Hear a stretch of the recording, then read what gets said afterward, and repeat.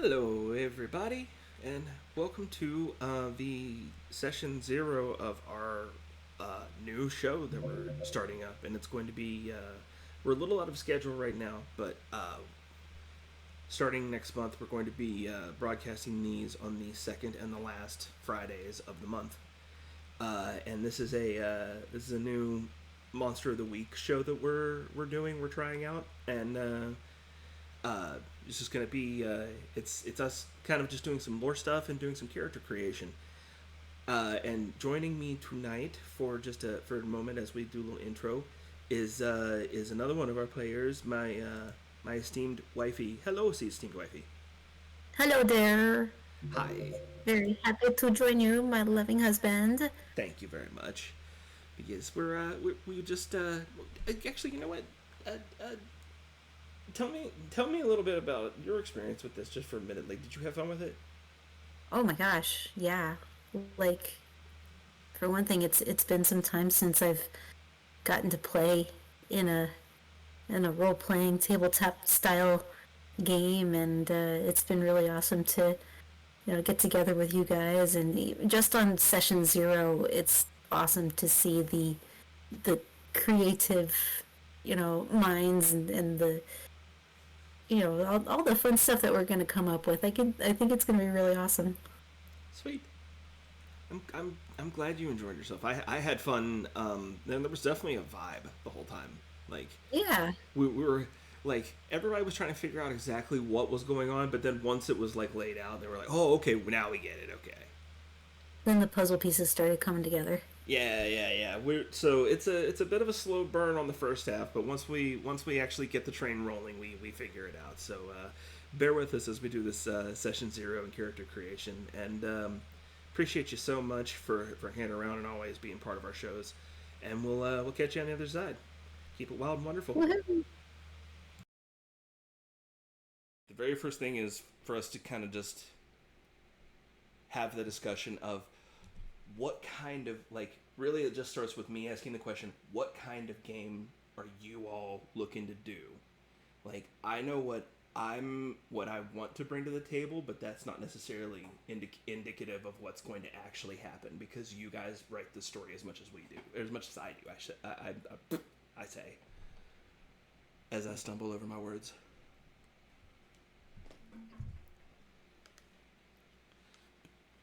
So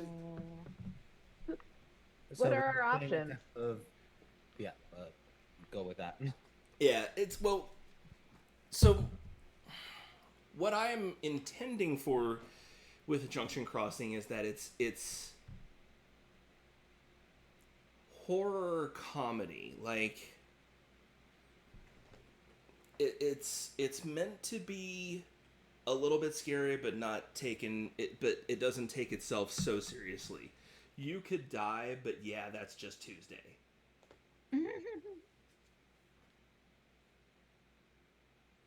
Like Gotcha. that's like the general vibe I have, and then I have a few ideas for like overarching story that if you want, I can like run by you all.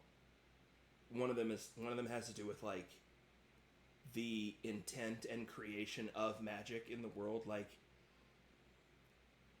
like the earth here has not always been a magical place, and it has been a as far as the history of our entire planet is concerned, it's a reasonably recent development. Um, and so we as like people don't really know it, and the general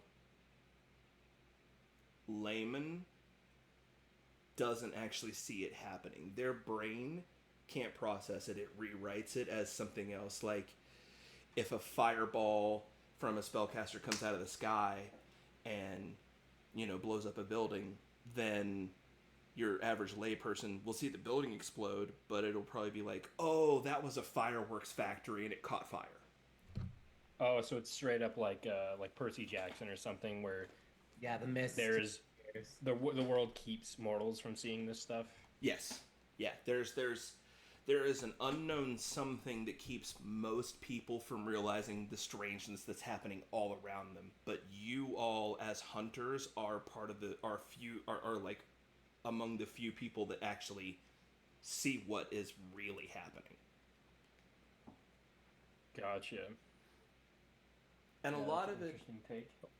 and a lot of it is meant to be like, Junction Crossing is meant to be a place where it's like roughly 75 to 80% of the population of the city is human beings, and everything else is like, and we're talking like actual denizens, functioning members of the city. The other, like, roughly 1/4 of the city is like monsters, undead, literal aliens, cryptids, but nobody knows.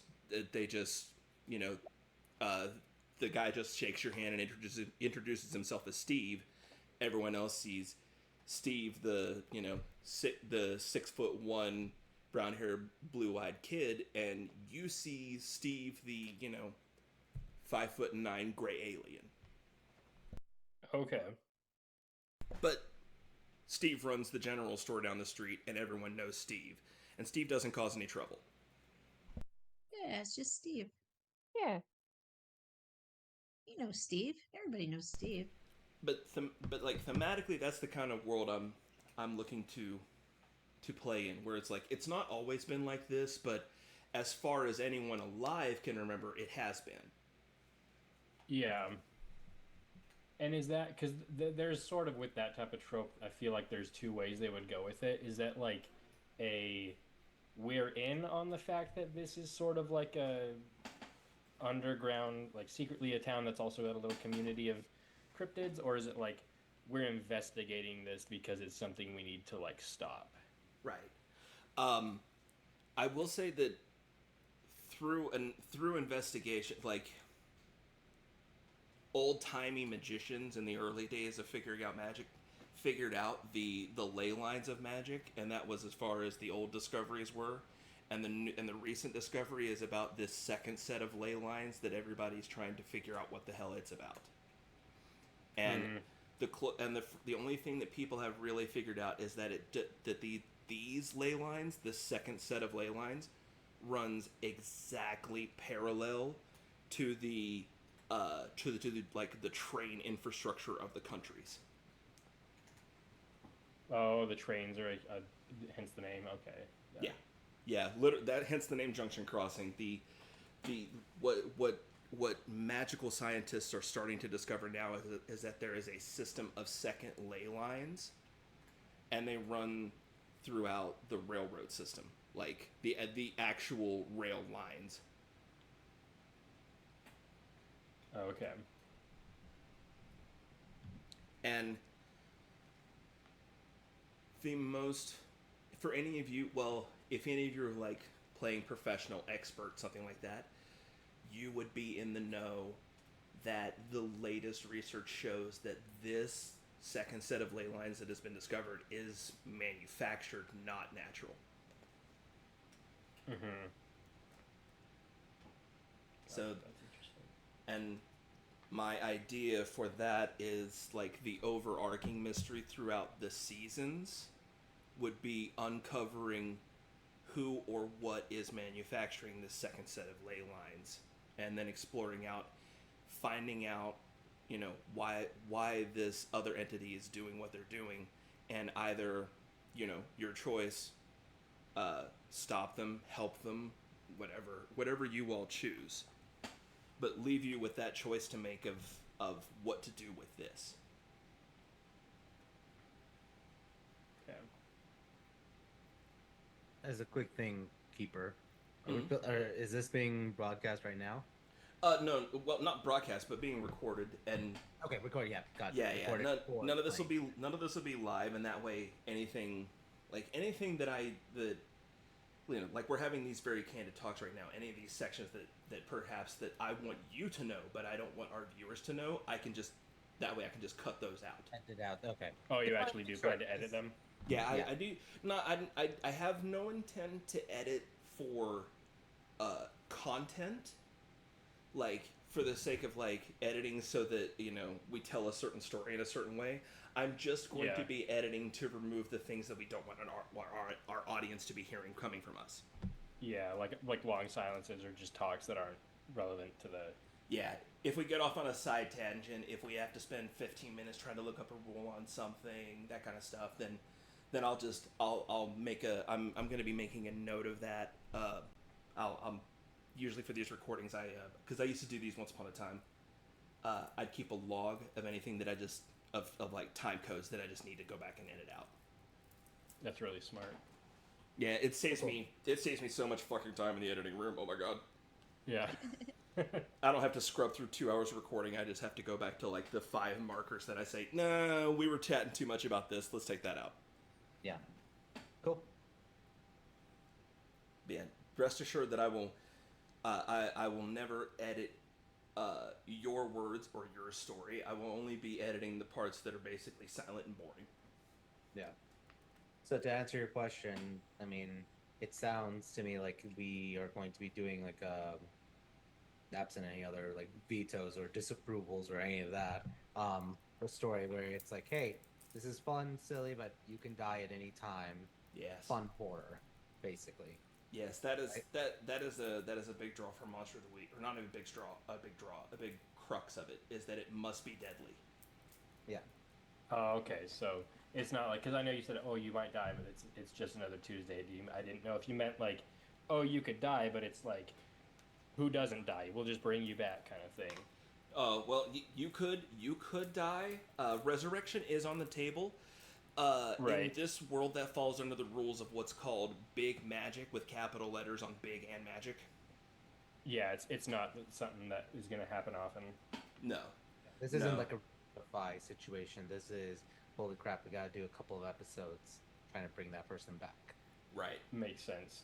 Yeah, there'll be a whole, like, if you want to actually spend the time to resurrect somebody, there will always be big magic required to do that, and that's always a conversation between us of like,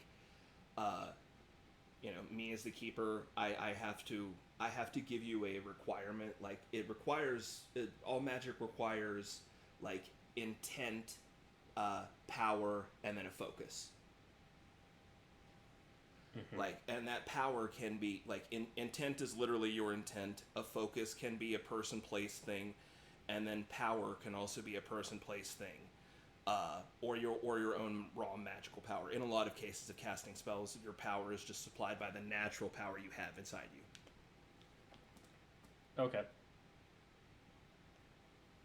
But for big magic, you need something bigger, and usually that side quest would be to find a source of power or a focus capable of channeling the power without destroying, the focus itself. Yeah. Gosh, the more I read these, the worse I get at choosing what I want to play. Yeah, I know there's so many. I had to, when I started making characters for this, I had to force myself to do it the other way around of like, I just forget the playbook. What trope do I want to play? Okay, now how do I play that? Yeah. Of course, I'm also like, well, what if I like twisted that trope on its head and like did something wacky with it? Yeah. Because like I was thinking, oh, you could do like the flake, but what if I played an expert but played him like a flake? Yeah. Oh, yeah. Like, cause you ever something. Go ahead. I was gonna say something more along the lines of like Mulder. Yeah. I don't know the reference. X-Files. X-Files. Yeah. To be honest with you, I've probably not watched most of these shows that it references, but I know bits and pieces. Okay. He's the FBI agent, and he's the one that's all about everything is aliens, everything is monsters. Everything's connected. The truth is out there. Yeah, and then Scully is the scientist, and she's like, no, it's Shit, not. believe him. And then it usually ends up being, monsters and aliens. But Okay. but he sounds like he's a total conspiracy theorist. Yeah. But he is, but also he's right. Like, have you guys ever seen that? It's like a video game that made a long time ago by like Jack Black, and Ozzy Osbourne is a like sage in it, but he's like high the whole time. Talking about Pick a Destiny? Probably. Okay. The one where he's Another like great. in hell and he's like, yeah, they made these ancient hot rods, and did anybody notice? Fuck no. Of course. I'm such a fan. Let's see. Um, I will toss out just some, just the basic trope ideas that they throw out. When we're talking like groups, like there's like the Scooby Doo gang, or the the Charmed Sisters, as it were, or the like a monster hunting family like in Supernatural, that kind of thing. Or Buffy. Or Buffy, where it's like actual random smattering, but it's all centered around it's all centered around they all gathered because there was one chosen. Gotcha. Which I do want to say, I am allowing multiples of any playbook except for the chosen. That makes perfect sense. I mean, why would you have more than one chosen? Yeah. The chosen in this world is actually like it's a population density thing, and the city's not big enough to have more than one. Oh, it quite literally ain't big enough for the two of us? Yeah, quite literally, the town ain't big enough for two of you. Hell yeah. So multiple chosens could be a storyline. Correct. That would be funny, having two chosens. Yeah, correct. Like if one of you decided to play a chosen, I would absolutely run a storyline at some point in time where a second chosen rolls into town and absolutely shit goes haywire because there's too many of you. That would be so funny. Yeah, so it's be like, he's fucking stealing my luck.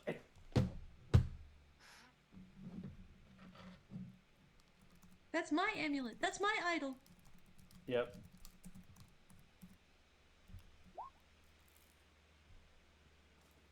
Oh, And yeah, sorry, yeah. that was from earlier. Oh, that was from that. That was really. I just now heard it. I was just like, wait, what? Yeah, I asked that like 10 minutes before I actually. Holy cow!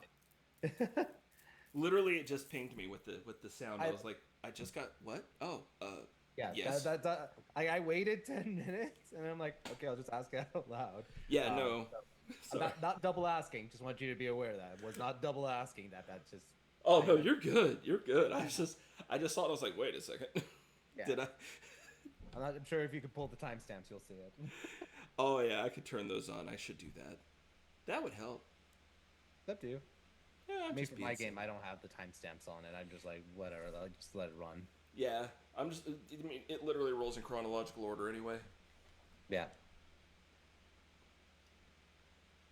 I know, Gaston, you had been talking about, like, you've been thinking about running like a professional. Like maybe we do this creation like inverted. We see what everybody's interested in playing first, and then we see what kind of group that would form.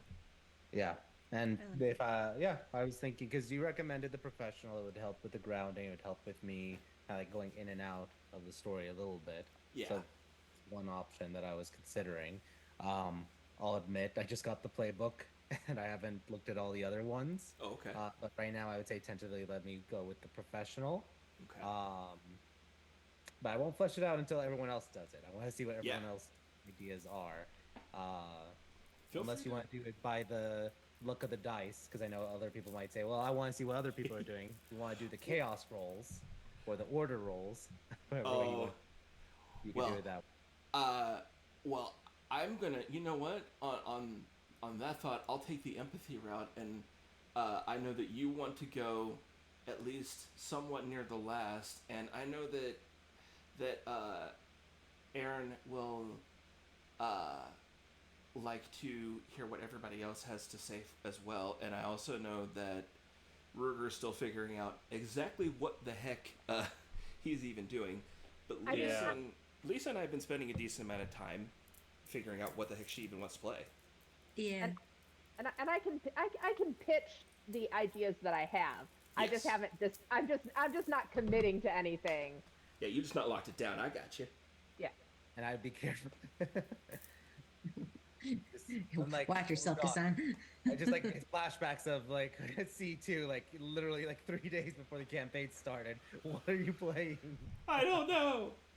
Yeah, that was basically Aaron 3 days before C2 started. That's because I had my character like a year ahead of time, and then it got taken, and then I didn't know if I wanted to still do it, but I did still want to do it.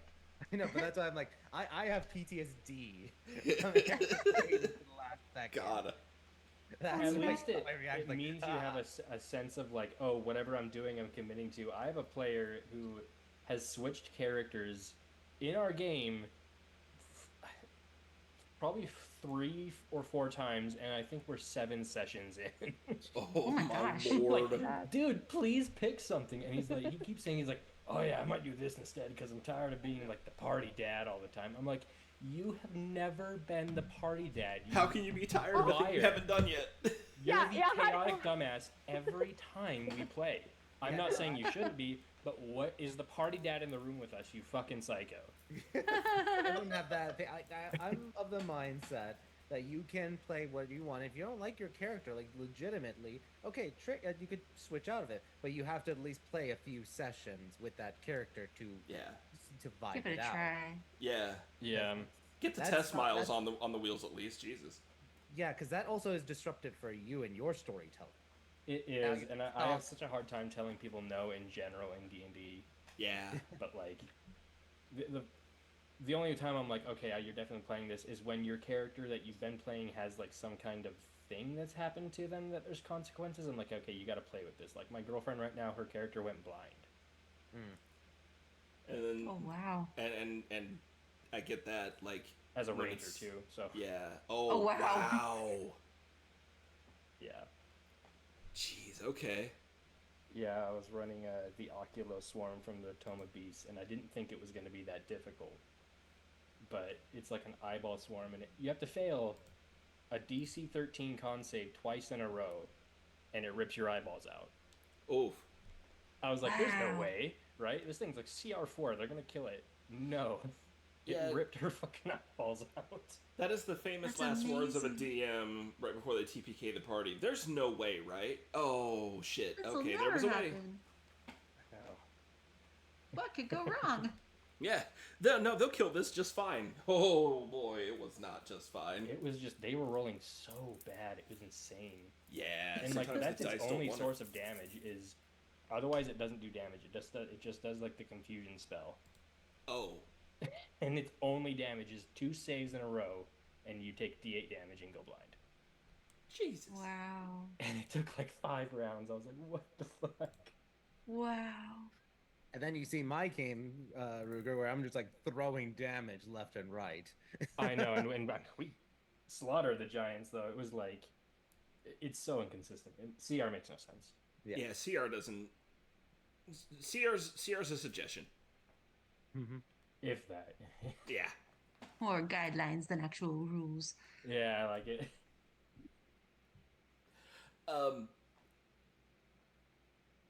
Lisa, If you want, I could go first. I was gonna ask you because we had Volunteers tribute. we had Yes. spent we spent like A couple hours last night. yeah she was shopping ideas and then we landed on one that was like yeah okay no just we finally settled on do what you know. Pretty much. So Well, why don't you go ahead, honey?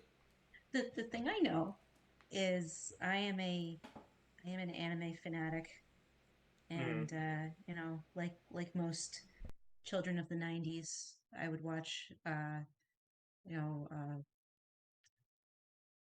the anime that would come up on Cartoon Network every afternoon when I would get back from school. And who else is a Toonami kid? I mean, I am. Oh yeah. But in the early days of Toonami, Sailor Moon was the first one that would come up in the afternoon. And I was lucky enough to get home in time to see it. So Sailor Moon is my very first anime. And, you know, I identify with that. And plus, I'm a huge fan of astrology and the zodiac, and I follow a lot of that stuff. So Tim and I were thinking about like, okay, how do we make a Sailor Moon character? Well, I'm going with, and again, it's up for grabs, but this is kind of the one that I latched onto first. But the one that I thought most aligned with kind of where I want to take the character is the monstrous. Mm. And at first, and kind of as we've been chatting so far, I've been kind of looking at the playbook for the monstrous, and originally I had kind of been thinking of taking the character in the shapeshifter route, because you think of Sailor Moon, the phases of the moon, werewolves, changing with the moon. That was kind of where I was going with it. But then, as Tim and I were kind of, talking out the background and the story and trying to put her in the world of Junction Crossing, I think I'm actually shifting her a little bit instead towards kind of a fey creature, where she, one of the curses that the monstrous has is Dark Master, where you have an evil lord who doesn't know you change sides. They still give you orders, and they do not tolerate refusal or failure. So I could have some, deep Dark Master, a la Queen Metalia or Queen Beryl or something like that, who has, must exert control over my person in some way, shape, or form. And we were kind of thinking of like, okay, the story of Sailor Moon is she is, on Earth, she is a teenager who has all her friends, and then they suddenly figure out that they are princesses of the moon and all the other planets, and they have to, fight evil by moonlight and all that stuff. So I'm kind of figuring that my character, who I'm naming Luna C, and Tim says that the last name of CSEE is kind of a common name in these parts. So Luna C is a, up and coming debutante, 21-year-old. She's in college. She's trying to figure out her life, and she heads up this sorority that she is very proud of. And it's almost as though she may have founded it. She's so deeply loyal, and she lives the life of her sorority. And as it turns out, Luna is not 21. She is more like probably 70, 100. You don't really know, but she, through some power of this dark master, she may die, through some terrible, horrible magical way, but then she comes back and she's 21 again. But she is none the wiser. She comes back and she's just Luna, and she's here, and she's gonna go to college, and she's gonna be in the sorority, and it's great. And she has no recollection of how she got there. She just knows she's there. She's going to school. She's in the sorority. Life is great. And sometimes she gets power somehow. Awesome. Cool. Yeah, really cool. Sorority. I know we were also Sorority, talking fairy, shapeshifter, immortal. Just keep coming back to life. Exactly. We were discussing the idea too of also tying it into her being able to graduate, like she never has. Never has. She's been in college perpetually for Oh, no. most of the time and has never been able to graduate. But she sure keeps trying. It's just like all those teenage vampire things, and you're like, why do you keep going to high school? I mean, I know you're perpetually 17, but God, that's gotta suck. Yeah, he never thought about it that way. Nope. What do you mean? I mean, I'm in college. I guess at some point at least it's probably easy. Yeah. Although maybe not for you because if you don't remember it, but like at least for the vampires, like you're perpetually in high school. I feel like you can go through a test without thinking. You would think. Like I've mastered the art of getting just a B so that no one gets suspicious. Exactly. That's You funny. gotta like intentionally get some wrong. And I think maybe part of the problem is she's so old and technology has started to evolve and she hasn't kept up. Well, Serena in Sailor Moon is famous for saying, "I don't know how to use computers." Well, there you go. So here's a fun question: would your character be vulnerable to iron? Like, are we going that type of supernatural lore, or are we going just like, yeah, you can touch metal and other stuff? Well, something that we were kind of playing with was, what is she? Is she driven by something, or is there, what is that antagonizing force? Yeah. You 'Cause know, the backside to being a monstrous is you have a curse, and there's four choices. You have to have some sort of feed. You have to feed on something. You have a vulnerability to something. You have a pure drive about something, or you have a dark master that tells you what to do. and I know we were kind of playing with the Dark Master route, but there's also the pure drive route that we were kind of talking about, like, uh, you know, she can be overtaken by her jealousy because she is the head girl of her sorority, and if somebody else suddenly outshines her for some reason, then that's got to stop.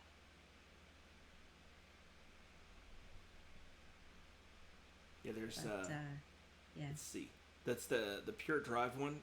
What one emotion rules you, and then we were talking about what you were going to pick jealousy. Yeah. And whenever you have, and the curse is whenever you have a chance to indulge that emotion, you have to immediately. Must. And if you don't, you have to act under pressure to resist it. You actually have to make a roll to not do it.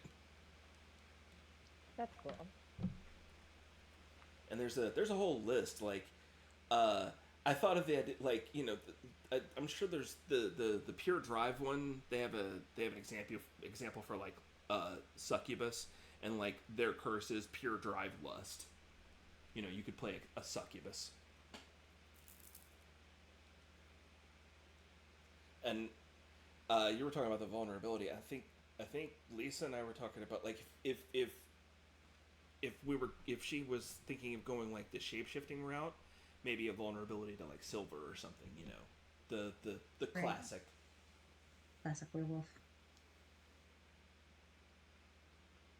But as it stands, if you were to take Dark Master as your curse, then you actually wouldn't have a vulnerability, as it were. Your vulnerability would be if they ever happen to actually drop in and check on you to see if you're doing anything they've ever told you to do.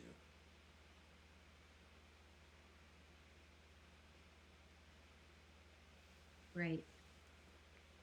And then something just comes over her. Yeah. It's not the Dark Master is specific in that they don't have mind control over you. You used to work for them, and now you just like don't, for one reason or another. And I was thinking for you it'd probably be your memory loss. Like the first time you just ever lost your memory, you're just like, oh, yeah, I don't have to do that anymore because I don't remember it Yeah. exists. What? No.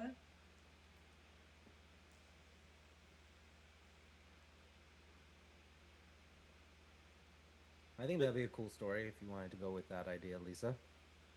So yeah, so that's kind of the direction that I was thinking, but Yeah.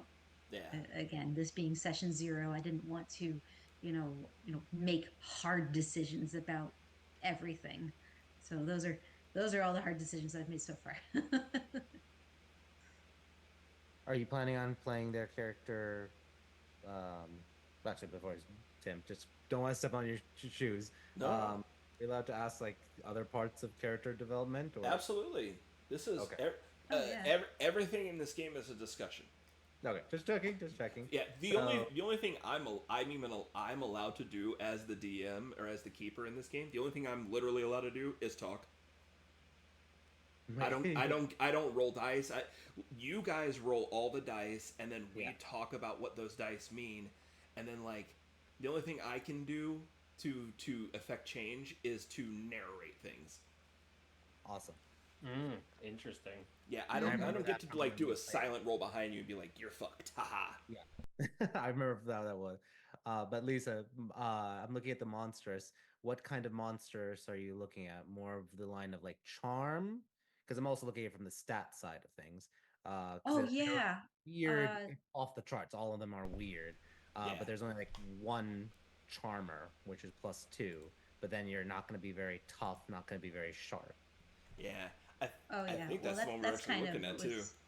Yeah, Yeah, that's which kind of makes the sense. one I'm looking at. So, like, But yeah, and that I just wanted to confirm that because I'm also thinking about party balance and such with Yeah. everything else for it. So sure.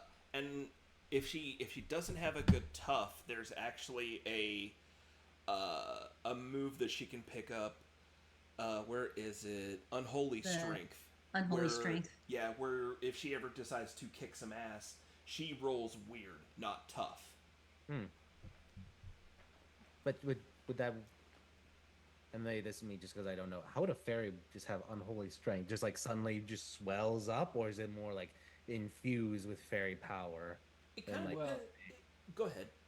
if they're using their weird ability, I mean, I can't remember what the weird ability is, but that sounds to me like 11 from Stranger Things, you know? Yeah, Oh, I never watched Stranger Things. so Yeah, I yeah. Yeah, it's on the mat. Yeah, you're going on the magical She's side. the typical like weird girl who like once things get really high stakes, she remembers some kind of trauma from her past and just screams and sticks out of her hand and the monster explodes. Yeah. Gotcha. And that's kind of Basically. exactly how Sailor Moon handles it. Like, Yeah. She literally will scream or cry, and then it just, radiates out from her. And Yep. then, like, the monster, Gotcha. plugs their ears and like, no, stop! It's so powerful. I think also in this specific instance, we were looking at your base attack being a magical force, and so then it would naturally make sense for you to roll weird instead of tough. Instead, if you were trying to do some kick ass, because you are actually doing a magic blast, Right. like you're doing your, to keep directly quoting Sailor Moon, it's your Moon Prism power. Yeah. Awesome.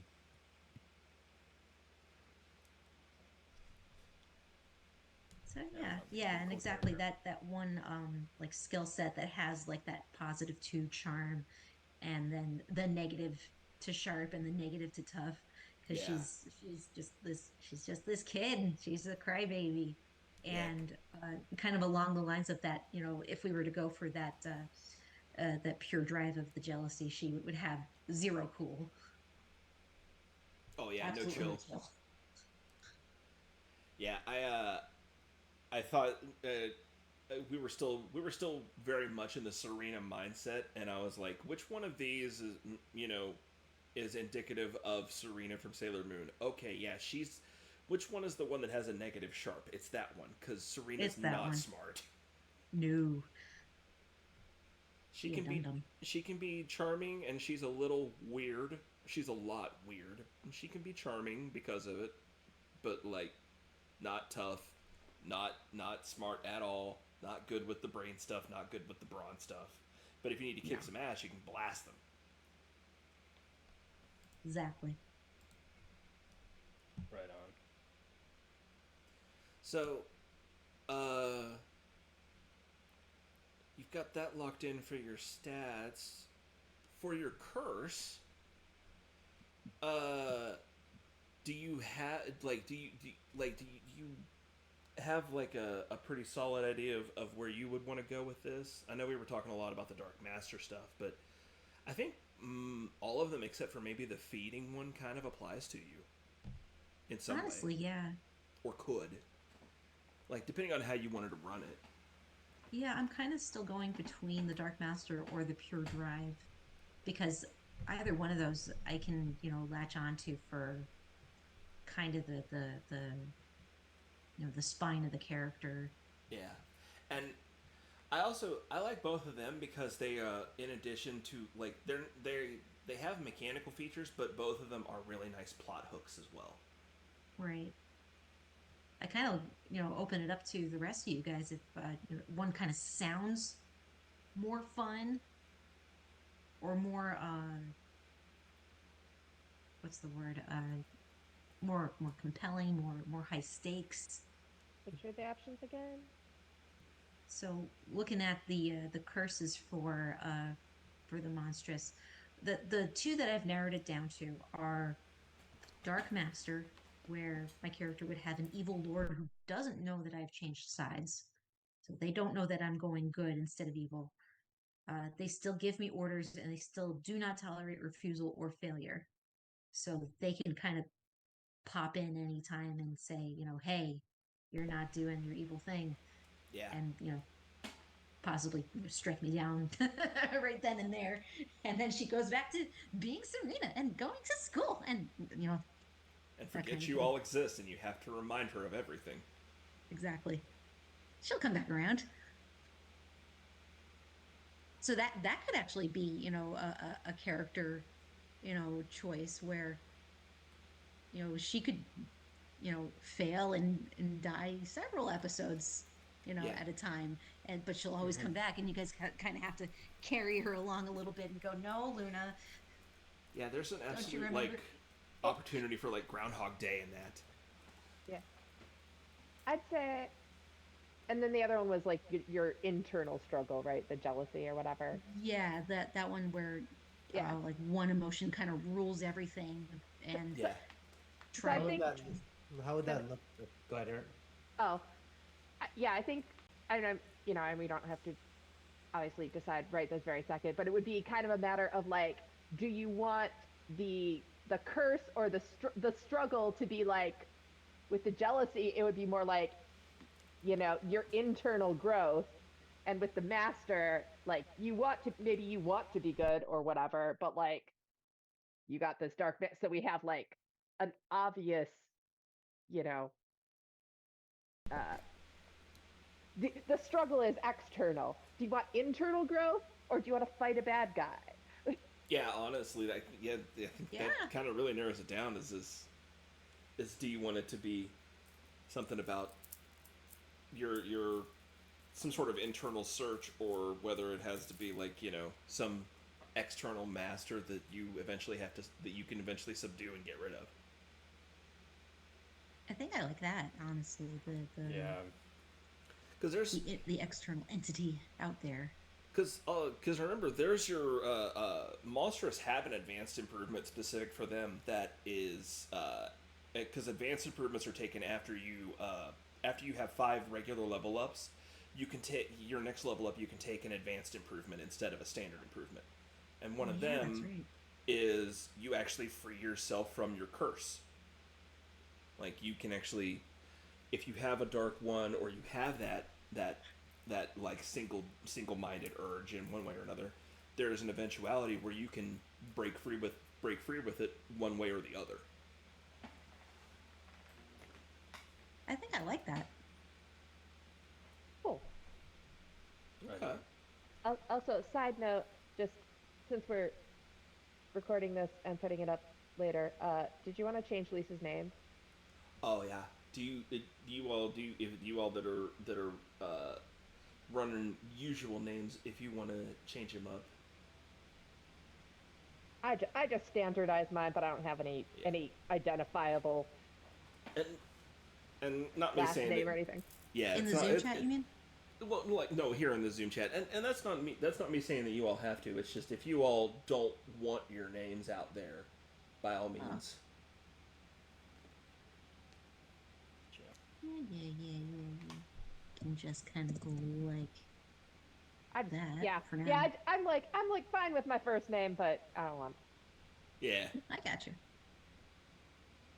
For me, there'd be no point. Most of the channels where I actually post like videos and stuff of me are just first name, last name. Yeah. Yeah. I haven't I bothered mean, to make up a name. it might not matter, but someday we'll be famous and people will try to stalk us. And One of then them we'll be days. like- Future One day. proofing. yeah. Yeah. So Dark Master for you, Lisa. Is that what we're saying here? I think so, yeah. All right, we'll That lock sounds that cool. in. We will lock that in for you. Now, I will offer, if you're choosing Dark Master, I will offer here. Do you want that to be its own story, or do you want your Dark Master to be tied into the main plot? Ooh.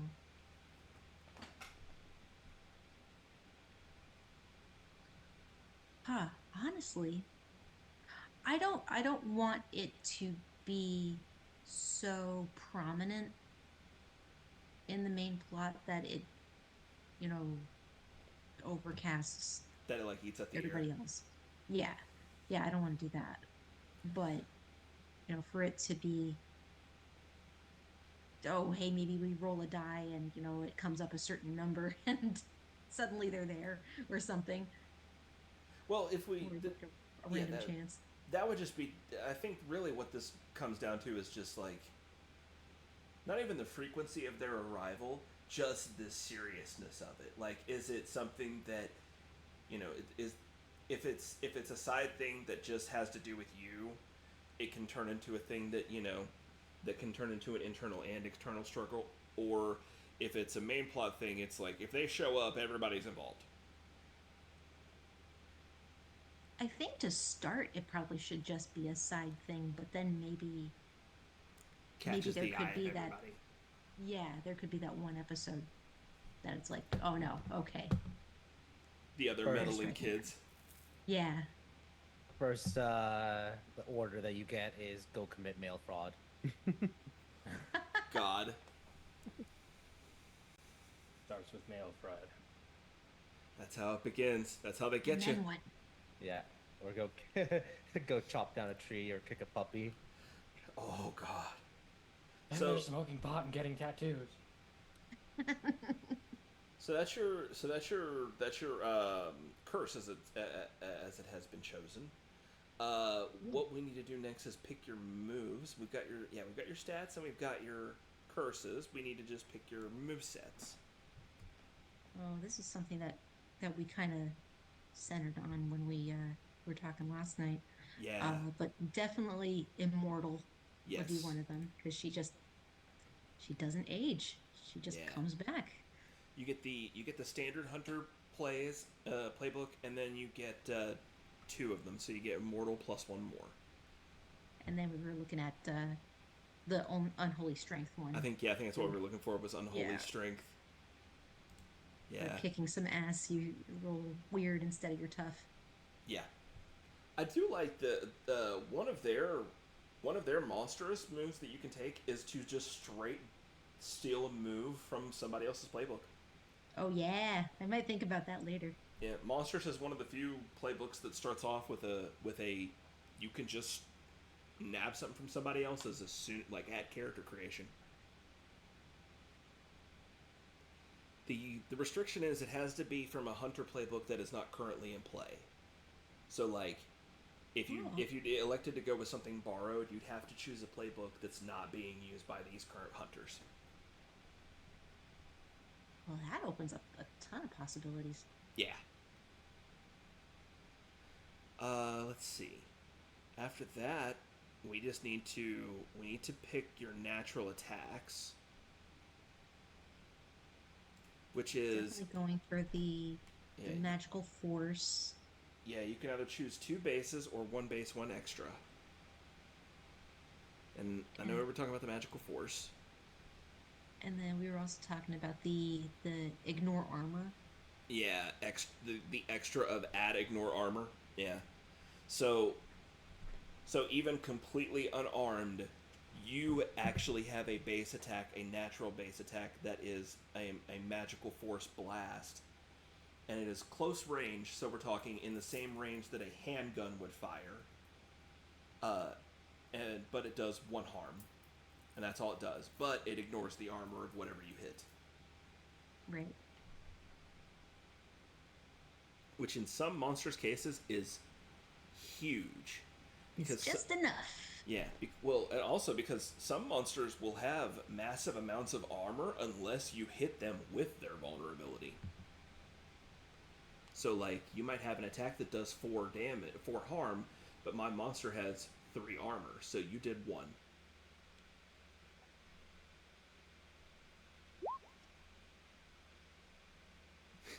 Alrighty, we'll feed the doggies. And if you want to, your extra gear is actually optional. For Luna, like you can choose a holdout weapon, but you actually have a natural attack, so you do not have to choose a weapon to start with. You can just elect to not have any kind of weapon on you. I did also see, sweetheart, there was a non-lethal gear option that you could turn on for your playbook, and that opened up a couple of things that were kind of interesting. You know, I'm actually I've got them on my character sheet as well now right now, and yeah, absolutely. If you want to use one of those instead of the other gear options, go for it. I don't know if you all have looked at them, but there's quite a few non-lethal options where, like, Furious Struggle, like, you can just actually struggle with somebody. Do the classic, push back and forth with your hands interlocked.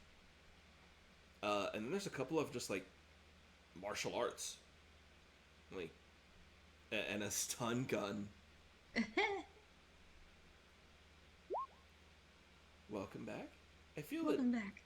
I feel that while you were gone, we opted into and we're taking a look at the non-lethal gear options. How do you see those? I don't see those. At the top of your character sheet, if you scroll all the way to the top, there's in-game options. It says non-lethal gear options. Yeah. Okay, awesome. I see it. Yeah, if you turn your non-lethal gear options on. You know I'm a non-lethal girl. Oh yeah, and any options that you have, like if you have 1, 2, 3, 4 options to pick for gear, you can swap any of them out for non-lethal options. Cool. Slingshot. You could fully assemble the Stranger Things squad in here. You could do that. You could. Fully. Absolutely. I feel like you could roll up 11 as a spell slinger or a monstrous or a spooky. Yeah, for sure. And like, I don't want to just go, oh yeah, they just all be mundanes, because that's boring. It's the rest of them. But it is true. Yeah. It is true. It's three mundanes and then like a chosen one or something like that. It really is.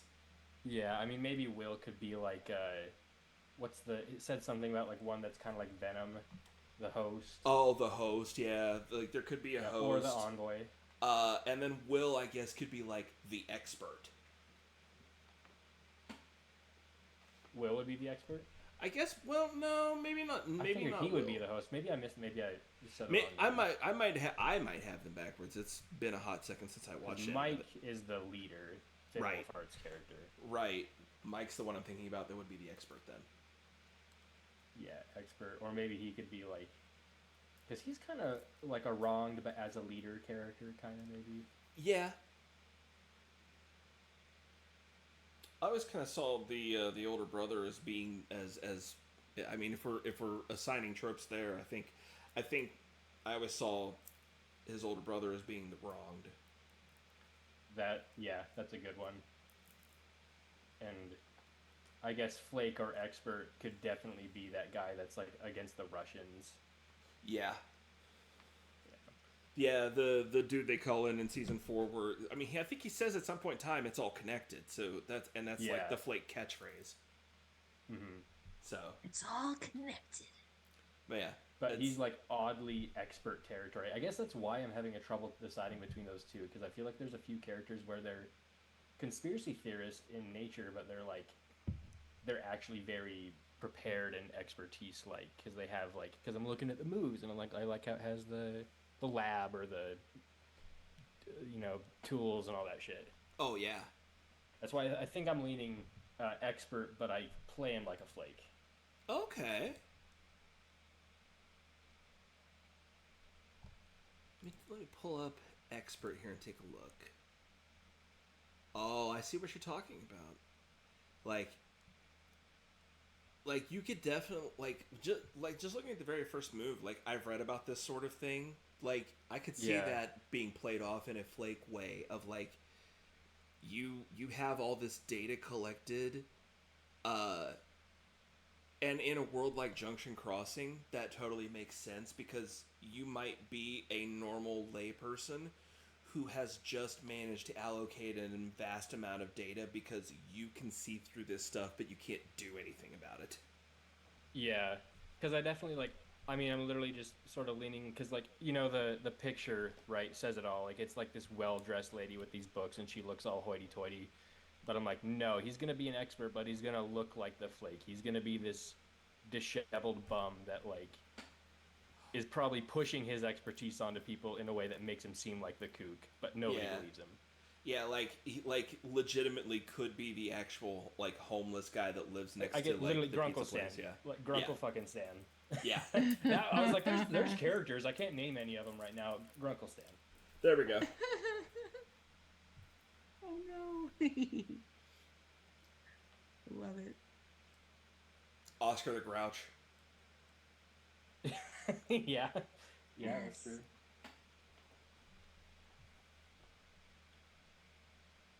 A lot of these can be applied in the most wild aspects, like just like Oscar the Grouch being definitely an expert. I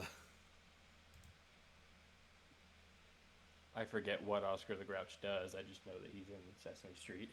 Yeah, yeah. He's the guy. He's the old wise guy that lives in a can, and he actually Yeah. knows things, but no one ever listens to him because he's It's been a trope cantankerous. ever since Diogenes, right? Yeah. I love trash.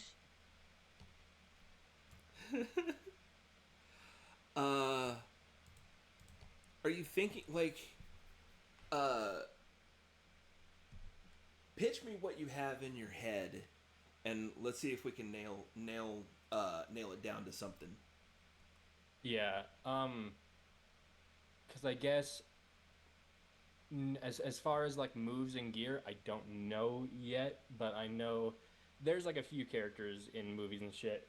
I can't quite remember, but like maybe Grunkle Stan's a good one, but like they'll seem like this kooky person, and then like suddenly the emergency happens, and he's like, "I've got this, guys," and he like hiding in like this like a wheelchair or just like something that he carries around, or like his car, he just like opens the trunk and there's like all the right shit that they need for the situation at hand, which is one of the abilities where you pull out an armory and it's like a stockpile of rare weapons and items, or you could play the same thing but do the workshop or the laboratory or something. Yeah. I have a potential vision in mind. I don't know if it's the vision you have, and it's an old reference. I'm thinking about the guy from Tremors. Yes, I was thinking about that, and I couldn't. Yeah, That's got guy, all the literally guns. the guy from Tremors. Yeah, he's a gun nut. Yes. That would be. I Reba's could really get. I'm a gun husband. nut in real life. I could get in the spirit of that. Yeah, you could totally be that dude. And he's also like, he comes across as like very conspiracy theory guy, but And- also he's like the gun nut ready for everything. Oh my god! Yeah. But you're a gun nut, and it's rural West Virginia, so you're not the weird guy. That's normal. I need to find a different way to make him the weird guy. But yeah, But Yeah, that was just like when you were explaining it, that was the first guy that Yeah, came that to was one of my the characters mind. that came to mind. I couldn't remember. I was like, Reba McEntire's husband. I don't know. Yeah. Yeah, exactly. That's We- the only famous person I remember from the movie. we just had this conversation too, because like Did. in the PDF, the example thing that the example thing they give you for like an example mystery is Mongolian death worms, and I'm like, oh, mini graboids. Yeah. Got it. Yeah, Tremors. Literally Tremors. God, such a good movie. Yeah.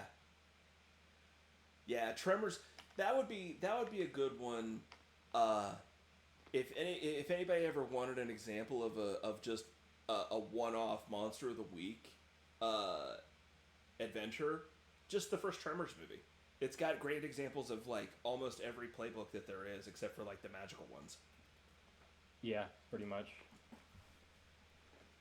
And it's an open and shut one-off adventure. You know, it's a mystery and it's done. Yeah. It is a great example.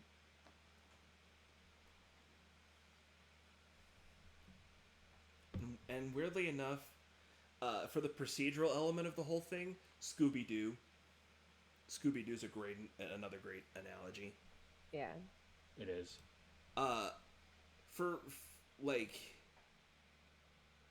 For me personally, for like this game, my main, like, going into it, crafting everything, or at least what I have made so far, and I say that mainly because I'm trying to do like a 60-40. Like, I'm building 60 and the other 40 is the discussion between all of us of like, the other 40 is the stuff that plays directly into your all's lives, you know? If you make a character that has to do with something like, well, what's it, you know, what is that place? I want to kind of, if you want, I want to pitch it to you to be able to build the place that you work or live. Mm-hmm.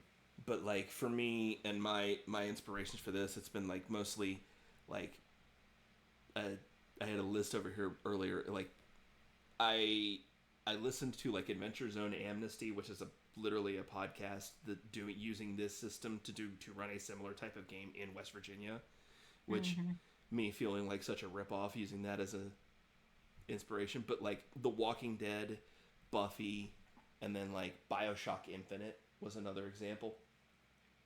Yeah.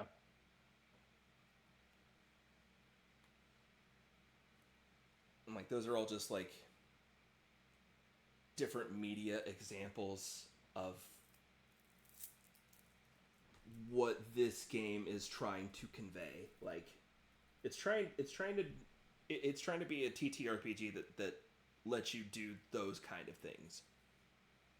Yeah, like you could tell it's thinking about movies and TV shows first and foremost. Yeah.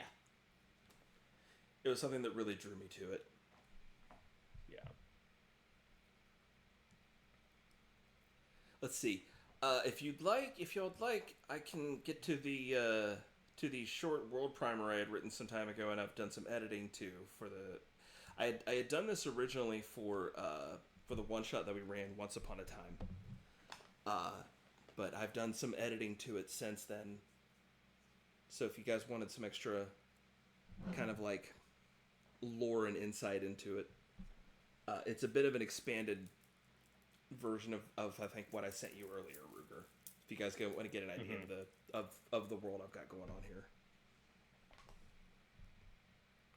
Let's see.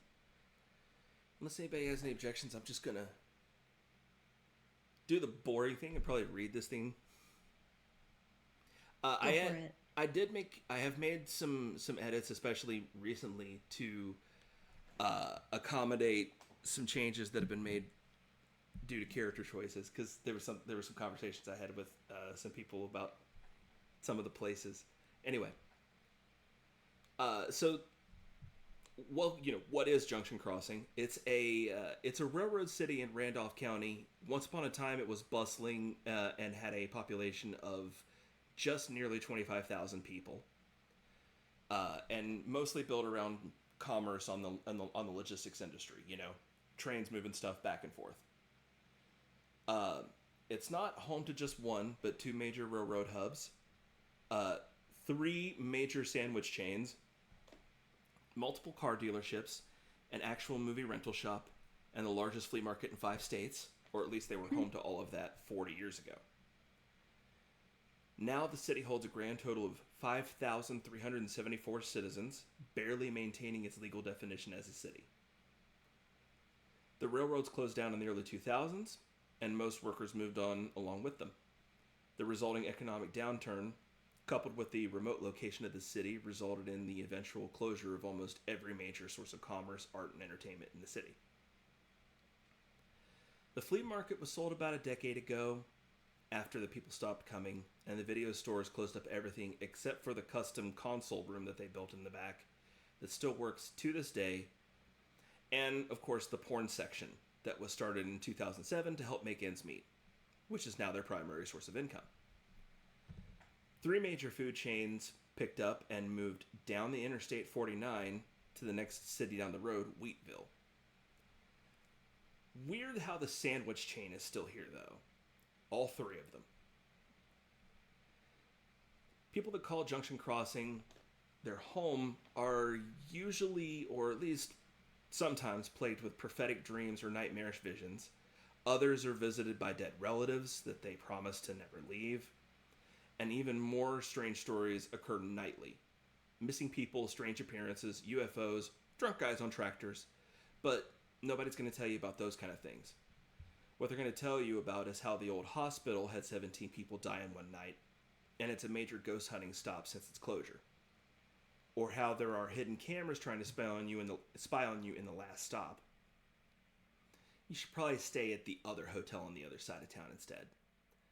Or how Wacky Joe's Farmer's Market just got a new shipment of watermelons. Or how the new cannabis dispensary is going to ruin everything around here. Or how Gino's has a 3 for $5 pizza deal on Friday nights, and wings are always, have always been, and will always be 69 cents a wing. It's the nicest deal in town. The one thing everyone will tell you, and I mean everyone, is just how magical Junction Crossing is. West Virginia may be wild and wonderful, but Junction Crossing has to have the magic that makes people want to stay forever. It is a rural, small town that barely claims itself as a city. And while legally a city, it has definitely adopted the small town culture.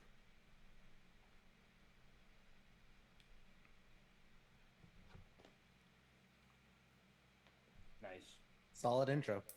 Yeah, that's I also like the actually 61 really second. well written. Holy shit. Yeah.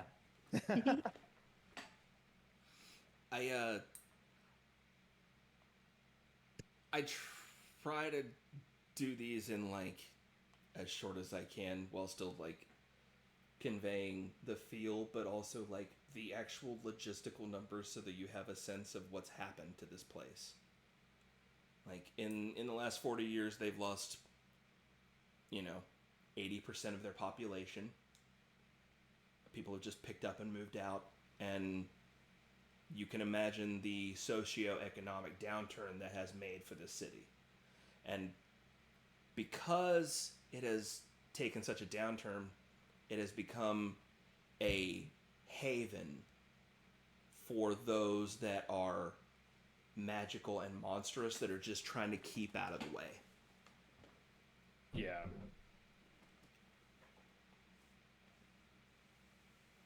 Yeah, that intro says it all. The only thing it's missing is like like where some teenage girls like, and then my dad decided to move here. Yeah. That's us. That's us making characters. And then it pans into them. Well, that's such me. a good intro. And then it pans to lunacy. So I bet you're wondering how I got here. Yep. Yeah. That should literally be the opening. Yep. Yep. So That's awesome. that's the world I'm kind of putting out. Like it's a world where Bigfoot has a legitimate Instagram account, but the people that have been making fake, like deep fakes or AI Bigfoot content, they have like 4 or 5 times his following. Like the legit Bigfoot lives in Junction Crossing and has an Instagram account as his main source of income, but he doesn't do that well.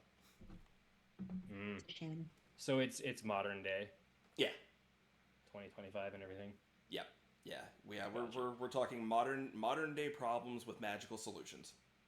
Yeah, that's always been something I've been eager to try, is an actual modern setting game that takes place in the real world, because like that's arguably, I know more about that world than any other world I'd play D&D in, right? You know, like Right. no matter Yeah. what kind of twist you add, it's the real world. You could do all kinds of shenanigans because I live in it. I know what's going on. That's definitely it. Also, with that mindset, that's kind of why I wanted to start it. Like, I don't want to necessarily keep it here, but I wanted to start it in a place that I know. You know, rural West Virginia, the middle of nowhere. Take a left. Yeah. And I don't want you guys like the name of the game, the show, whatever you want to call it, is Junction Crossing. The name of the town is Junction Crossing, but I don't want you all to feel beholden to just always be in this town. As the game progresses and the stakes rise, you guys will of course find out more and more information about the world at large and have the opportunity to move out into other sections of other cities, other states, and eventually, if you guys want to take it this far, you can take it to a worldwide situation.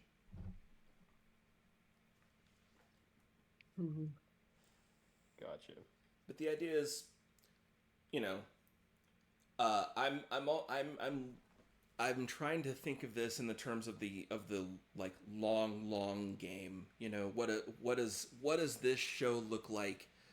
What is this random game that's meant to be like a TV show? What's it look like 7 seasons down the line when we've, you know, solved, you know, a couple of 100 different mysteries? What does that game look like? Because it's definitely not this one anymore. Yeah. That's definitely something to think about. Yeah. So I wanted I wanted to give you guys something to start small. Gotcha. And mainly your first main goal as hunters, your main overarching goal as hunters would be keep that number from going down anymore. At least from them getting killed. Yeah. And then over time, as you all were successful in the early game as hunters,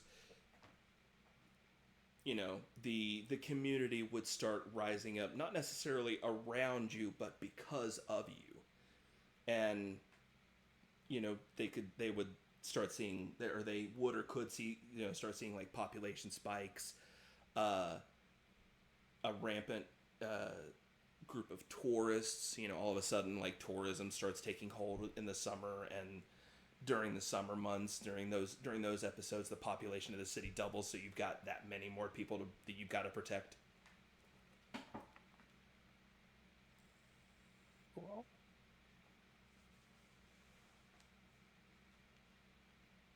Cool. Yeah. I didn't want to hit you guys with any stakes that were out of this world, especially out of the gate. Right. Makes sense. Start small and build. Yeah.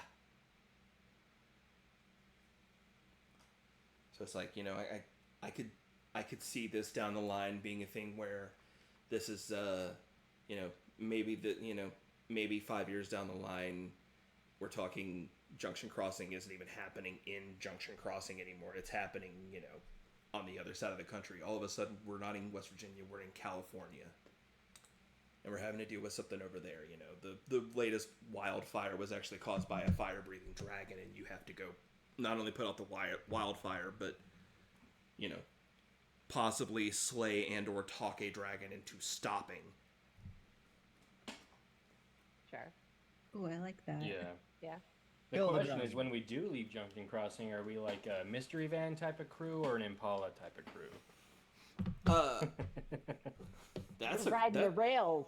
that's Riding the another rails. question. Oh yeah, I guess that's yeah. Yeah. There will be an option for you to have fast travel. I have pre-built fast travel into this game. The professional actually has access to it immediately and inherently. The fast food chains that I'm talking about, the pizza chain, the Geno's, they are connected to each other all across the state.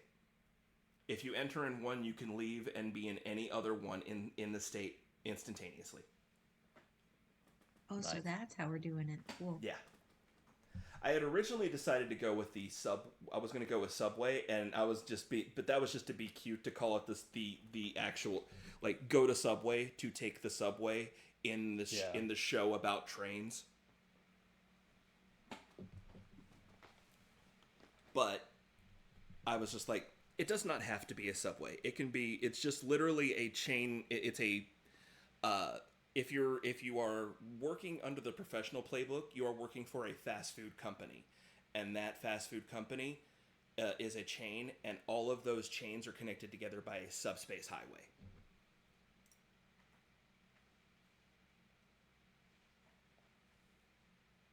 So, Excellent. and it still kind of keeps it in theme too, with it being Geno's and working in that pizza chain, because that is a local chain, and as you would like progress and possibly help the city and then eventually the county, the state, Geno's corporate could decide to expand outward into other states, and there you go. Now you have fast travel access to other states, other cities. With that idea, do we want to still call it Geno's for copyright purposes, or do we want to just make up a random name? I'm thinking a lot of these are we're gonna keep the spirit of it, but we're going to change them, of course, for like copyright purposes. Cool. Also, I'm sorry, but Ruger, did you pick? I stepped away because I had to use the restroom. But did you officially pick something? Yeah, I did. I'm going to go with the expert, but Expert. Okay. character theme. He's sort of similar to the Flake, Gotcha. like the guy from Tremors that has the basement full of guns. Yeah, I heard that part, but I think I missed the actual I'm picking expert part. Gotcha. Oh, okay. Yeah, because the gun, the room full of yeah. Cool. Okay. I love it. So for your for expert, looks like we have to. We're of course starting with your stat adjustment. Mm-hmm. What kind of how are we thinking about this? Because all of them are you're sharp. All of them have sharp 2. Yeah. But it's kind of like, how do you how do you come off to people? Are you a little off-putting, or are you you know what you're doing and you're also kind of cool about it? I think he knows what he's doing, but he's very off-putting. He's like, I'm coming up with some character art, and it's given me like David Koresh versus Dale Gribble combined looking. Oh God, it's pretty good. Let's see. So now does that come off as like you don't have any cool, like when the chips are down? Are you able to handle your shit, or do you crack under pressure? I think he handles his shit. It's just he's the expert, and he's not the type of expert where he's closed off and people come to him. No, he's been explaining this shit for a while, and everyone walks away when they hear it. You know, he's like, okay. Hey, I set up my cameras the other day, brother. Yeah. I caught one of them motherfuckers sending thoughts to my brain. Absolutely got him. I fucking got him. Also, I want to mention just offhandedly right now that for general thought process and rating for when I say rating, I mean TV ratings, movie ratings, that thing. My brain is set all the way to R by default. Yeah, same here. So I have to limit myself if I wasn't. Yep, and I'm not against dialing it back. I just, if anybody wants us to dial it back from that, it's fine. That is just my default, and I just want to lead off with that. Gotcha. Because I am all down for throwing down every last curse word in the book, as long as it's not a racial slur. Right. Same here.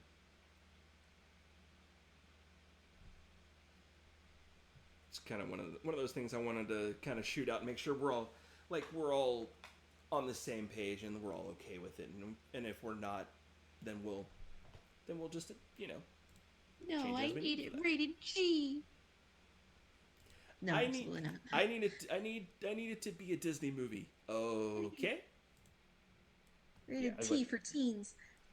That's essentially no different from the games we've always ran with Talos and Heptagonia Yeah. and all that stuff. It's, Absolutely. Yeah. Our group is like that. There's I mean, I do want to preface that there may be moments, because this is while it is a comedy horror, it is still a horror game, and so there may be times that I skirt to the side of NC-17, but I will never go into the X-rated category as far as like depictions of stuff. Oh yeah, just the gratuitous shit like you'd see in like Yeah. like Human Centipede or something. Yeah. Yes, No and like if anybody also on this topic, if anybody has anything that they're like particularly squeamish or they have any problems with, always feel free to DM me. If you don't want to make it public, like hit me up privately, and I will anything that you are not comfortable with is gone. Period. End of sentence. Right on. It's not a discussion of how can we make this, good for you, because I really need it for it's if you don't want it, it's gone.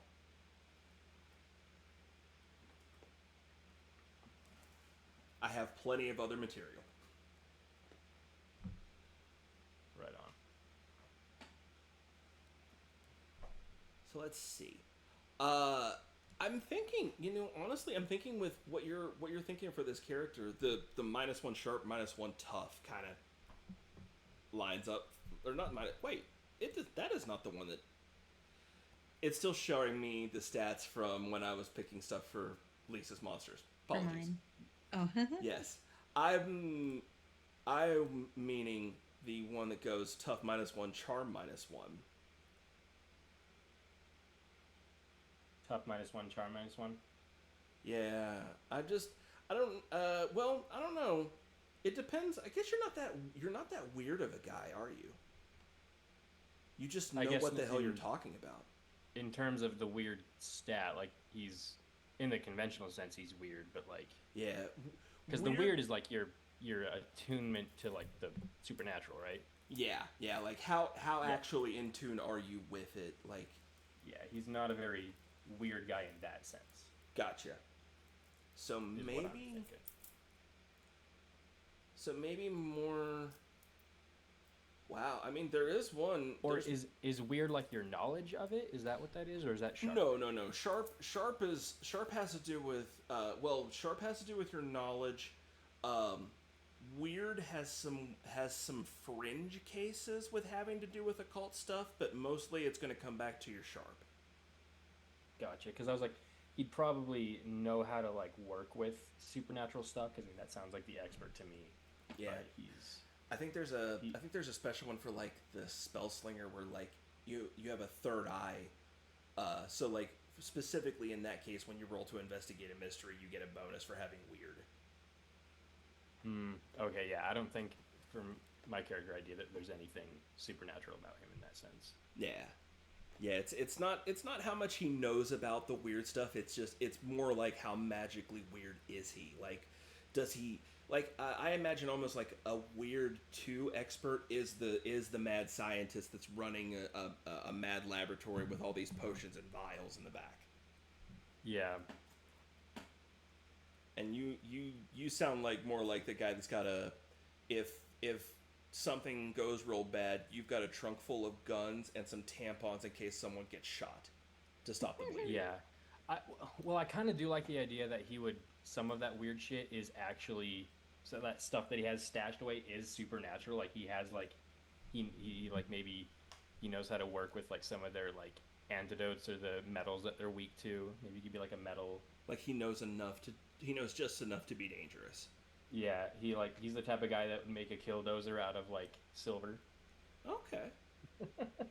You know, coming off like that sounds to me like, well, there's a stat array here that's like charm -1, cool +1, sharp +2, no tough, but weird +1. Like you're just in tune just enough, and Yeah. and you're not particularly like the -1 charm could come off less as you're crazy and more I've heard that guy 400 times. I do not need it to be 401 today. Yeah. Yeah, I like the idea of that. Okay. So that's stat array, and then we need to pick the haven. Just out of curiosity, How does that work? I was like picking around on your luck special too. Oh, how does what hurt? What work? The haven? The Haven, yeah. I had seen that Oh. that term, but I didn't know what that meant. Oh, he like if you play as an expert, you get a haven. Like you get an actual literal safe It's haven. yeah, it's like how the wizard would have a tower. Yeah. It's where he does his Oh. expert stuff. Yeah, but like like in Buffy the Vampire Slayer, Giles's bookstore, that would be his lore library as an expert. Great example, yeah. Yeah, Giles is an expert, and his bookstore is his lore library. Or I guess See, I technically it'd see. be a mystical library.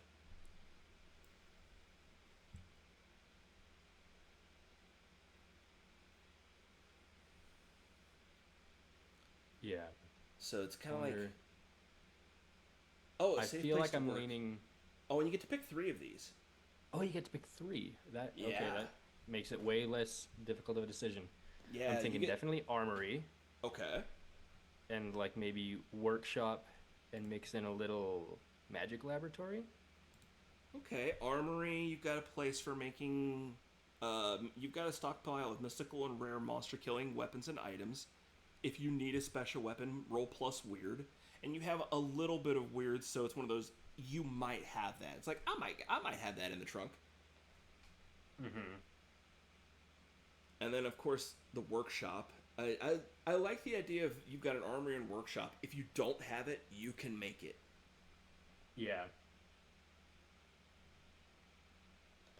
It's like And then- just that place where he just like smokes a doobie and just works all night on like some crazy fucking tool to kill monsters with. Yeah. And rest assured that any of these choices you all pick, like, there's none of them that are ever going to be dead picks, because this is a very story-forward thing, so it's like, if you choose these things, they're going to come into play. I'm going to make sure of it. Right. And what were you thinking about for third, or? I was thinking magical laboratory. Oh, okay. Panic room sounds like a very obvious choice, but like, I Yeah. don't know, maybe I do want to go with that one. I could, I almost feel like that does, like that kind of feels like it's the expert that's the flake. Like, I have a panic room. Yeah. Because it still says that it can be magical and mystical means sometimes. Because I like to think maybe the armory and workshop he knows a little bit of the magical stuff to do. He's dabbling in it maybe. So it's like the walls maybe have like basic protective glyphs. Like there's like, Yeah. but it's not like where he's gotten so fancy that he's etched it into the walls. He's like written them down on pieces of paper and like sticky taped them to the walls. Oh yeah, he's like, I had a hunch that the feds were vampires, and that's about as deep as it goes. Yeah. I like that. I mean, infirmary is another solid choice, but I don't know how well it fits here. Yeah, I mean, it could. Like, I'm imagining initially more of a, like, he's focused entirely on defending against things in an offensive way. He's never thought about the actual like first aid stuff, but maybe it could. Maybe he could be like that guy where he's like, I'll patch you up, brother, and like you don't want him to work on you, but sure enough, he'll probably pull it off. But yeah, sure enough, know. he might actually be able to do this. He's like, yep. He's like, this is my miracle tea, and it's like some heinous liquid that he made in like the woods. There's so many. It's hard to choose expert because there's so many great options for the Haven, and you never know, you never know what's gonna always come in handy, right? Yeah. I guess, I mean, given how like narratively fluid this game sounds like, it doesn't sound like you're locked in that much. It doesn't sound like, No. Just because you didn't pick protection spells doesn't mean it's never an option. Or same with the Right. whatever the oubliette is, kind of. Yeah. Well, two of the level ups you can take as the expert is to just add more Haven options. You can pick up 2 more as you level up. As a There matter of you fact. go. Yeah, there you go. These are just your starting ones. I guess, what do you guys think as far as Panic Room versus Magical Lab? Honestly, like to put it in the context of the world, and kind of with how I'm interpreting, how your character's kind of evolving so far, I'm into the Panic Room idea. Yeah. He's got his place that he goes and like it's got his his big conspiracy board with all the tapes and the pictures and everything leading to whatever. Them Yeah. vampires can't come in here. I got garlic over here. Yeah. Yeah. Yep. I So, like yeah, it. that's what I would say. The Panic Room is probably more up your alley. Okay, Yeah. I'll go Panic Room. Okay. And I'm skipping the history part because the history part comes back in after everybody's made their characters. Because we'll actually come back to those and we'll pick those for each other. Yeah. So next you've got your standard moves, but then you get 2 additional expert moves. Mm-hmm. Let's see. Your character sounds like maybe you would have preparedness.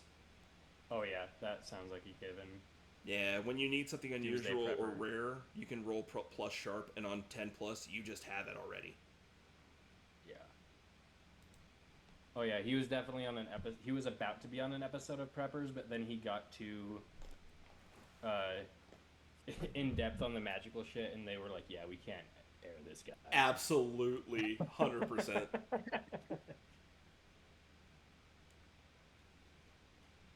Weirdly enough, a couple of weeks later, you got a call from like paranormal investigate. Like, what was the one Ghost Hunter TV show that Yeah.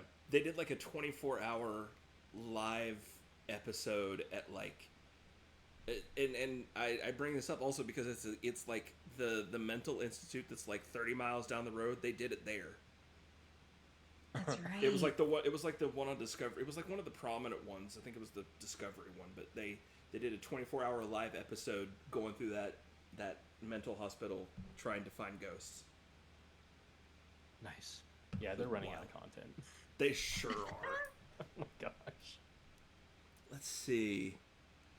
Are you the guy with the plan? Like, That maybe. You don't have the guy, you are the guy. like Yeah. I feel like there's 2 of them that are somewhat similar. Well, in name but not in effect. I've read about this sort of thing, and then there's it. I'm the one with the plan. Yeah. Which that one's just +1 to act under pressure, and this one with the plan is at the beginning of each mystery. Roll plus sharp on a 10 plus. Hold 2 on 7 to 9. Hold 1. Not sure what that means yet. We'll find out. Yep. Spend the hold 1 for 1 to be where you need to be prepared and ready on a miss. The keeper holds 1, and they can spend it to put you in the worst place. Unprepared and unready. Oh shoot. Ooh. That Wow. sounds similar to the preparedness, like I guess fluff wise, but I guess Wait, no, but that's also This is okay. No, they're totally the same thing, but in different ways. Preparedness is you have the right thing at the Yeah. right place or the wrong thing at the right place, and then Yep. that's and then the one with the plan is the opposite, where you have all your shit, but then you could be at the wrong fucking. you could wrong place. Yeah. We're doing that. We're doing that totally. Yeah. Okay. Oh my god, and I love level ups, or I love moves that are at the beginning of each mystery. Like certain playbooks have those, and I love those because those are just some of those are some wild stuff. Like I love this. You get to hold two, and you can just spend them 1-for-1 to just be where. Like if somebody's in a different scene and they're in trouble, you can spend it and be there. Ah. Luna's having a problem, and she's halfway across the town. You can spend one of your holds and be like, you know what? I come in from the back room. I've been there for 10 minutes listening to the conversation. Yeah. I've been I here like the whole that. time. Yep. This guy's gonna be fun. Yes. All right. So that's your two. Yeah, two. You get 2 expert moves. So, and then you get your monster slaying weapons. You get to pick 3 of these.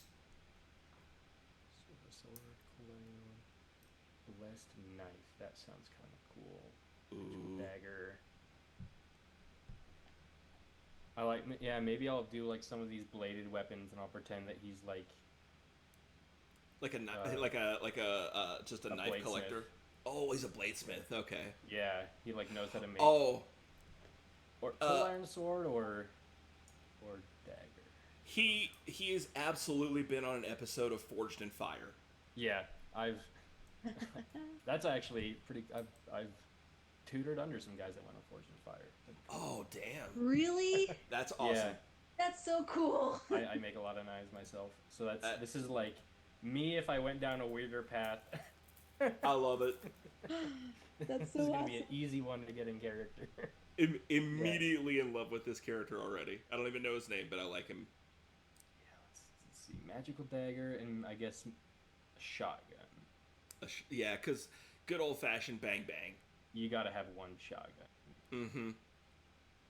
Yeah. And I mean, you pick 2. Oh, you pick 3, I guess. yeah, you get to pick 3 of them, and absolutely you can, if you want to modify that sucker later and have a shotgun axe. Mm. Mm. I want shotgun axe, dude. Maybe juju bag. I don't know what the fuck that does. Oh my god. A what? I'm doing that. It's my juju bag, and it's Oh. got this one from a monk in Tibet. It's got It's it's just a got joint. yeah, it's literally just weed. It's magic weed. But sure enough, if I roll high enough on the preparedness, it works. Oh my Smoke this, god. brother. Far magic. Oh my god, it's one of those where you do a thing to you and it does it to them. Oh, it's one of those. It's like Absolute cinema, dude. What the yeah, fuck? you're like This hexing a character's gonna be person. great.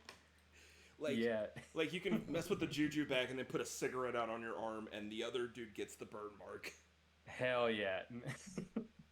God. He's got enchantments in his cigarette. Yeah. Got that special wacky tobacco. Yeah, this is gonna be great. I love this. Are you now? Do want to ask? Are you electing for any of the non-lethal options, or are you like, no? I want the thing to kill stuff. He wants to kill shit. Got you. Yeah, he's trigger happy. All right. And that actually like lines out the baseline for your character now. Hell yeah. Now it's like, what do you want him to look like, and what's his name? Yeah, well, I definitely got an image nailed down. Okay. I'm thinking, just in the spirit of it, name him after Dale Gribble's alter ego, Rusty Shackleford. Rusty Shackleford. Rusty Shackleford. I Remember love that. when he always goes by that name? I love that. Yep. You know, Oh man, I'm looking at the pictures that you put up. I'm kind of torn myself. Got some options. Yeah. Like that's an, and I can, like I definitely get the aesthetic like instantly. Mm-hmm. Dude, I know a guy that looks like this. I legit know a guy that looks like this. Hell yeah. I think the one on the left. Yeah. Yeah, I think I'm leaning the one on the left too. Yeah. I was The feeling top one on one the looks left too also. young to be Like- this type of guy. Yeah, and the one on the right, I don't know. The one on the left seems more like if you shaved him, like he would be like, I don't know. He seems like he looks like a professional, but Yeah. then Yeah. isn't. The one on the right kind of looks like James Hetfield, and that doesn't really, I don't know, Yeah. doesn't fit. Yeah. The one on the left looks like a grizzled combat veteran that just needs to have a shave, but the one on the right looks like and I swear to God, the one on the right looks like my high school English teacher if he had become like slightly more militant. Hell yeah. Yeah, so the one on the left then, that's for sure. Sorry, where are we looking at this? Oh the shit! Discord. You're not The there. chat that Tim Oh. didn't invite you to. I'm Oh, fixing I it will- right now. You're I there. see how it is. I see how it is. I did I it. was like, I'll just put it as my thing. Caught me out live on camera. See how it is.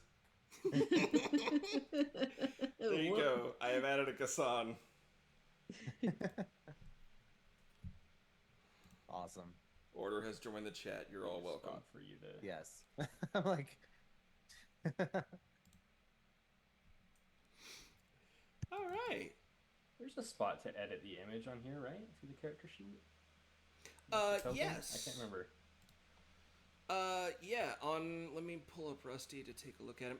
On the top of the actual character sheet, there's a thing that says edit. Yeah. Like, oh, should there it- it is. I don't yeah. know. It just didn't load the first time. Oh, okay, got you. Oh. And that's where you can bring up the thing to add like character art and stuff. And that brings us down to, and then there were two. Yeah. So, who wants to do it? It doesn't matter. If it doesn't Eh. matter, then Aaron first. Oh. Okay. Okay. Like I said, I got my characters pretty down. I just don't Okay. know which one I'm choosing All right. of these two. So let me Hit me, let me girl. pitch both of them, and we'll see who fits better and what people like and who people want to work with. Right. All right. Number one, we Okay. have Hazel Harlow. The Harlow family has been in Junction Crossing since West Virginia was founded, like settler times. Okay, Whoa. so you've been here for a hot minute since 1700 or sorry, since 1800s. Yeah. They are witches, but not the witch archetype. Gotcha. Anyways, so they've probably always been fighting whatever supernatural things have come up in the area. And at one point in the distant past, they captured something. All right, there is something locked underneath the Harlow property. Okay. And it stays locked away as long as a Harlow continues to live on the Harlow homestead. Okay. I like it. Pass So, down. yeah. Hazel's about 45. She is recently divorced. She had been living probably in like DC with her husband and her daughter. And recently, grandma died. Oh. And mom is already out of the picture, so Hazel had to move back home to the homestead to take her place as guardian or whatever. Okay. All right, so that's the setup. Okay. Now, as part of this, in the same way that one might have a guardian angel, she has something that has attached to her from the other side, uh, related to whatever is under there, like a demon. Okay. Right on. Uh, yeah, when she was little, she used to think it was her imaginary friend, and then Grandma gave her a necklace, and she didn't see it for many, many years because the necklace kind of protected her from not seeing this imaginary friend. Okay. But obviously, as she came home, this is back, and she sees her imaginary friend again. Um, so the archetype we're playing with here is the host. Oh, okay. Hey. I was leaning towards that one once I read it. I was like, that sounds cool. Okay, we're doing Yeah. a deep Play cut. that. Okay. Yeah. So I just wanted like the background is like this. Like I mean, I also had her as like originally I was just like I want to play this witch, and then I was like, oh no, I kind of like this archetype, and also I like this idea of an imaginary friend that was never her friend. Oh, okay. I'm getting like a Drop Dead Fred kind of vibe. Yeah, Oh, kind yeah. of. So that's kind of our choice number one. Okay. Okay. And then number two is J.C. Maynard. Okay. The archetype we're playing with is the Changeling. Oh. So this is a little weird or whatever.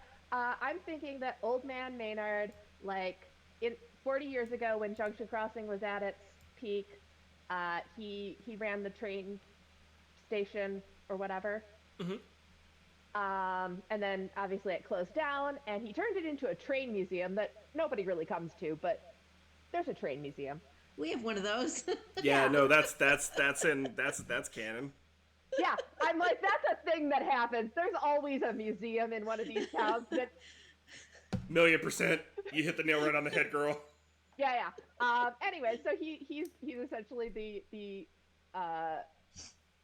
museum curator of the former train station / train museum, and like, yeah. So, anyways, about 40 years ago when the town was dying, he just sort of like first he starts to like feel like there's something watching him, and then just one day, like a 5-year-old girl appears, and she doesn't speak for a long time, probably till she's about 10. But just like suddenly there's a 5-year-old girl following him around, and he just kind of adopts her, kind of like a la Punky Brewster. Like, Okay. anyways, she's the embodiment of Junction Crossing / the railroad. Oh. She's just yeah, she's just sort of like maybe it comes from that magic that started being on the ley lines or something. This little girl that is an embodiment of a train. Wow. I love it. Wow. Go ahead. Oh yeah, and now she runs the museum, and Old Man Maynard lives in the retirement home, and she thinks it's sometimes. But You're like leaning into this game's version of like a wild magic sorcerer. It's very you. Yeah. yeah, kind of. That's what it is. Yep. Oh my god. Yeah. Oh, okay. From a keeper perspective, I love the second one so much more for very specific reasons, and that is the fact that if you go with that as your story, I am going to have to rewrite some of my main plot to fit it, and that is hilarious. I love doing that. I had a 3-year campaign that I once completely rewrote because the guy on session 1 came in with a character concept that made me go, oh, that's too good, I have to use that. That's one of the best feelings though when you GM. Yeah. when you're like, you know what, that's actually better, and it fits really well. Yes. Yeah.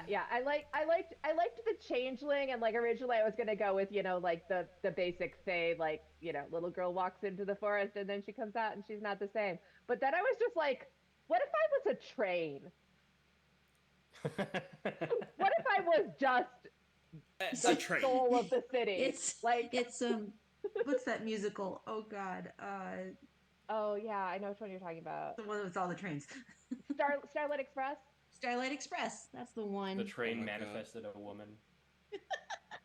I love I think this. I It think we does need this force in our me to life. rewrite some of my lore. I kind of want to do that. I mean, I'm down for that. Yeah. Yeah. Like, That was, like I said, I got these two, and like the first one is kind of basic, classic. It's classic supernatural mystery sort of thing, except for the like, well, not even ghost I can see or demon that only I can see.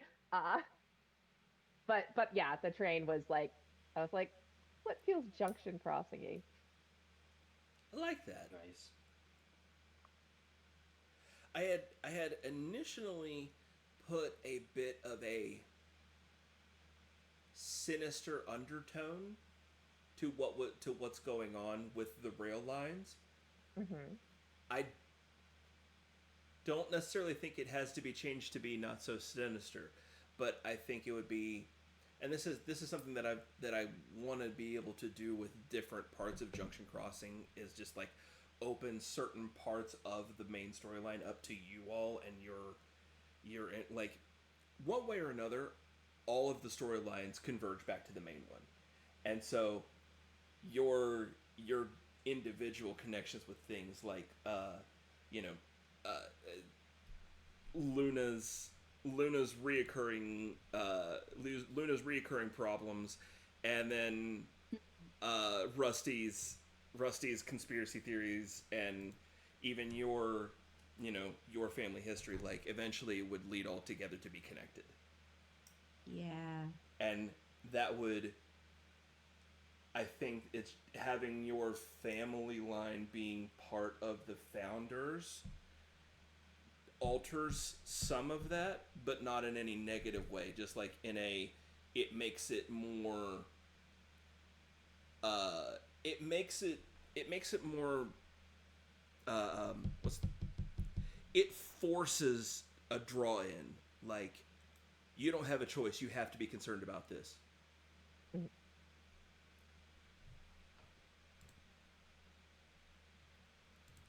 But that's just that's me and my thoughts as keeper. So, like, how's everybody kind of pop in with their thoughts about it? I like the idea of it. I can't I really think it's think great. of any input. It's good. It's really good. So, which of these? So, is this the spooky or the chosen? It's the host. The host. Oh, I'm not seeing that on Hazel is the host, and then JC the Do train is the changeling. Oh, never mind. The My bad. changeling. Yeah, that's right. Is it? I'm looking for it, and wait, I'm is it in wondering- the Monster of the Week manual? That Probably not. That's like the base. No. No. book, Yeah. essentially. That's it's, why I was it's looking like the for it. host is like Venom. okay, You've got a 'Cause that- symbiote in you. gotcha. Because I was like scrolling through the last. I'm like, where is this? Got What you. is she talking Yeah, about? there's additional ones in that are actually included in the character sheet that were part of, like, expansion packs that I didn't have PDFs Yeah. ready for. So there's about a dozen extra playbooks on the character sheet that aren't included in the PDF. Okay, okay. And she was referring to one of to a couple of those, like there was the host and the changeling, right? Yeah. So the host is where you are basically like haunted, Drop Dead Fred style, and the other one is you are literally you're basically the goddess of Junction Crossing. Except without any real power, more just like the avatar of. The Avatar. Yeah. Yeah, this isn't a. This isn't a. I definitely wouldn't see this as a power situation, as like No. you. Yeah, No, like like the 200 years ago, the name meant something and caused fear in people, and now they just say, "Oh, you're one of them."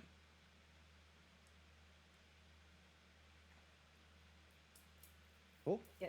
yeah, like I mean, mostly the changeling is like associated with like Fae or whatever, but like the power that you definitely get is glamour, like just like sometimes people see you and they see what you really are, and that like either stuns them or charms them. So, like they just kind of like look at me and like Something see isn't quite see right. see a train headlight in a tunnel, just like that feeling. Not necessarily that they would see that, but like, you know what I mean? Like, Yeah, you get Out of that the deer in the corner of their headlights eye. feeling. Yeah, I definitely get it. Like sometimes people look at you and there's just it's not that there's anything off. It's just when they look at you, they feel like there's something off, and they spend so long figuring it out that like a minute has passed. And what? Oh, no, I'm sorry. I was staring. I'm rude.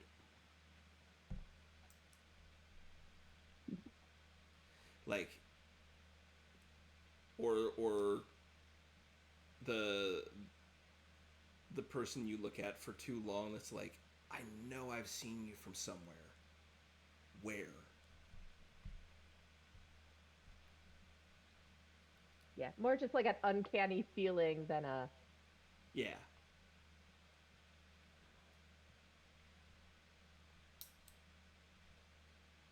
Like the kind of the uh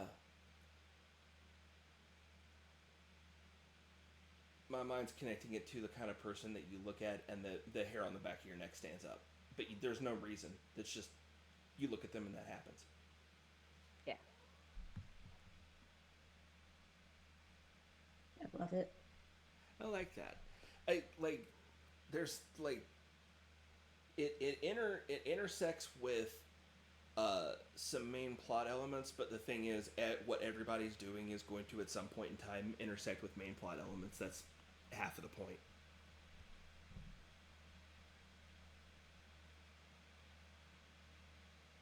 So I like it. Me too. I like both of them. But of course, like I said, my personal opinion is leaning on the side of the family that's got to like stay there. That also runs into an issue of like if this game ever goes into places that aren't Junction Crossing, that becomes what happens with that character. Uh, do they end up finding a way to be able to move away, or do they retire, or is there like another character that comes in where it's another member of the family? Well, one, I did give her a college-age daughter. Okay. So there is another female uh to take over. Uh and two, I mean, I kind of figured like they could possibly be gone for like the sum total of like a week or something before the locks start to weaken or something. But yeah, Like there's like a time limit. Somebody's got to be yeah, there on an X amount of time, or like shit goes bad. yeah. She's got a college age daughter, then she can go to school with me. Well, that was I think when you Yeah. said your thing, I was like, that would be the link there. Yeah. For sure. I like the idea. I like them both. That's not helpful. I know. Well, but Well, also so good at character design. but I also did say my personal preference is leaning towards the second one, and it is because of the extra editing I'll have to do. I kind of like that idea. Yeah. And if somebody retires, one can come in. Uh, Yeah. so I guess probably I should do Train Girl first. You got to edit the whole storyline. Yeah, I like the idea of Train Girl too. I'm a fan of Train Girl. I do like Train Girl. I mean, we already have the Moon Princess and you know, uh, my brain almost went Dale Gribble Jr., but no, Rusty Shackleford here. Yeah.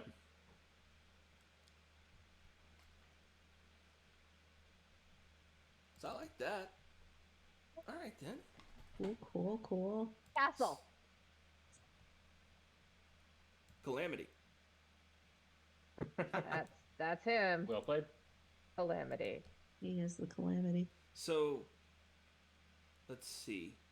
Are we locking with the host one? But the host was the witch. I thought we wanted to go with the train. That's the true. The train that's is true. the changeling. The train is the changeling. My brain got those immediately wire crossed. Me too. Oh, yeah, there we go. So let's see. Starting stat selection.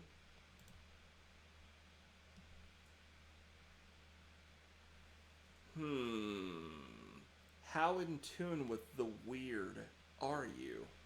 I mean, I'd say probably pretty weird. Okay. We got some, you know, there's a good range for you on the weird from 0 to 2. Mm-hmm. Definitely not 0. Probably 2.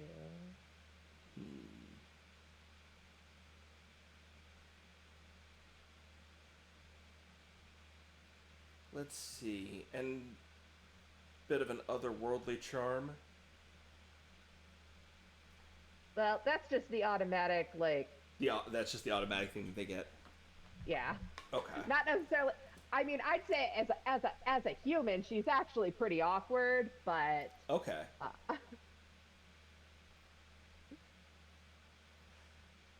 see. As an awkward human, I mean, as an awkward person, that kind of leans in more towards the I think this comes down to, you know, is she awkward with people, or is she awkward in like crazy situations, like, because cool is how do you handle yourself when things turn south, and then charm is just how do you talk to people. Mm-hmm. I mean, I'd say I'm debating between the charm 0 and weird +1, or the charm -1 weird +2. Oh, I see. Those are the two stats that I think fit her most. I'm just not sure about the middle stats. Oh yeah, like sharp and tough. I don't know. I see this like she's been around the block for a minute here, so I feel like maybe she's got a decent sharp. Like she's learned a thing or two. Mm-hmm. But I was also thinking about the top one, which is sharp 0, but tough +1. Like, if she is like kind of train, like, is tough like armor, or is tough like fighting? Tough is like fighting and scrappiness. Okay, then never mind. Yeah, tough is almost purely to do with fighting. I was thinking about it if it was like armor, that like she'd be a little, you know, weirdly sturdy, but yeah, like I'll say right like now the we have generic conflict stat. Yeah, Things get physical. Yeah, so tough. It's your strength and your con at the same time. Basically, like everybody, like Con's a bit of a weird thing. Like, to equate these to D&D stats, Con's a bit of a weird thing because everybody has 7 hit points. Period. Mm-hmm. Yeah. But tough is definitely your ability to throw down in a fist fight. Yeah. I'm leaning towards charm 0, cool 2, sharp 1, tough -1, weird +1. Does keep you on the weird side. You've learned a thing or two. I mean, that's kind of I'm feeling The that most that's kind of balanced one. yeah, and it's well, and it's also leaning into the kind of person that I'm projecting in my own head here, like who's been rolling with it for a while, is kind of in connection with everything that's going with like the weird stuff going on, but not it's not your life. She hasn't been involved with it. Like the witch, the other option that I had, like she's a witch, like she's been raised with that or whatever. Yeah. She's been raised as the orphan child of the man who runs the railroad museum. Uh, so Yeah. she probably knows she's, knows some of the supernatural, but doesn't necessarily done anything with it or trained or anything. Right. All right, we'll go with that one. Okay. Okay. Let's see. What were the stats again? Let's see. That's the Charm 0? Yeah. So Charm 0, 2 cool, 1 sharp, -1 tough, and 1 weird.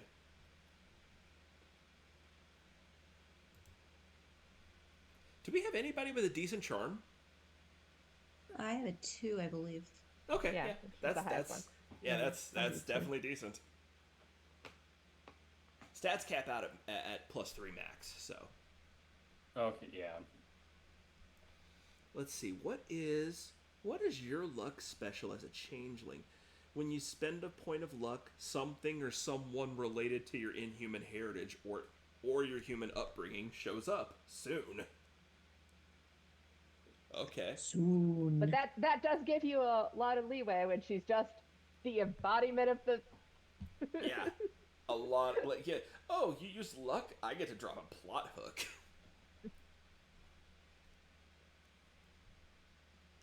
Let's see. Unknown heritage.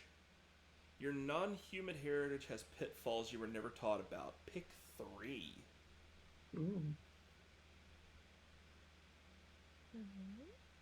Okay. And then I may introduce obstacles or distractions based on these tags, and if you choose to push through or ignore them, you may need to act under pressure to continue to work in that situation. I'm thinking obsession with trains. Okay. Start with Absolutely makes sense. Start with the easy one. Yep. She likes trains. She likes trains. Also thinking strange thoughts, like because I'm kind of envisioning like, especially with like the museum, that like she might have a certain amount of like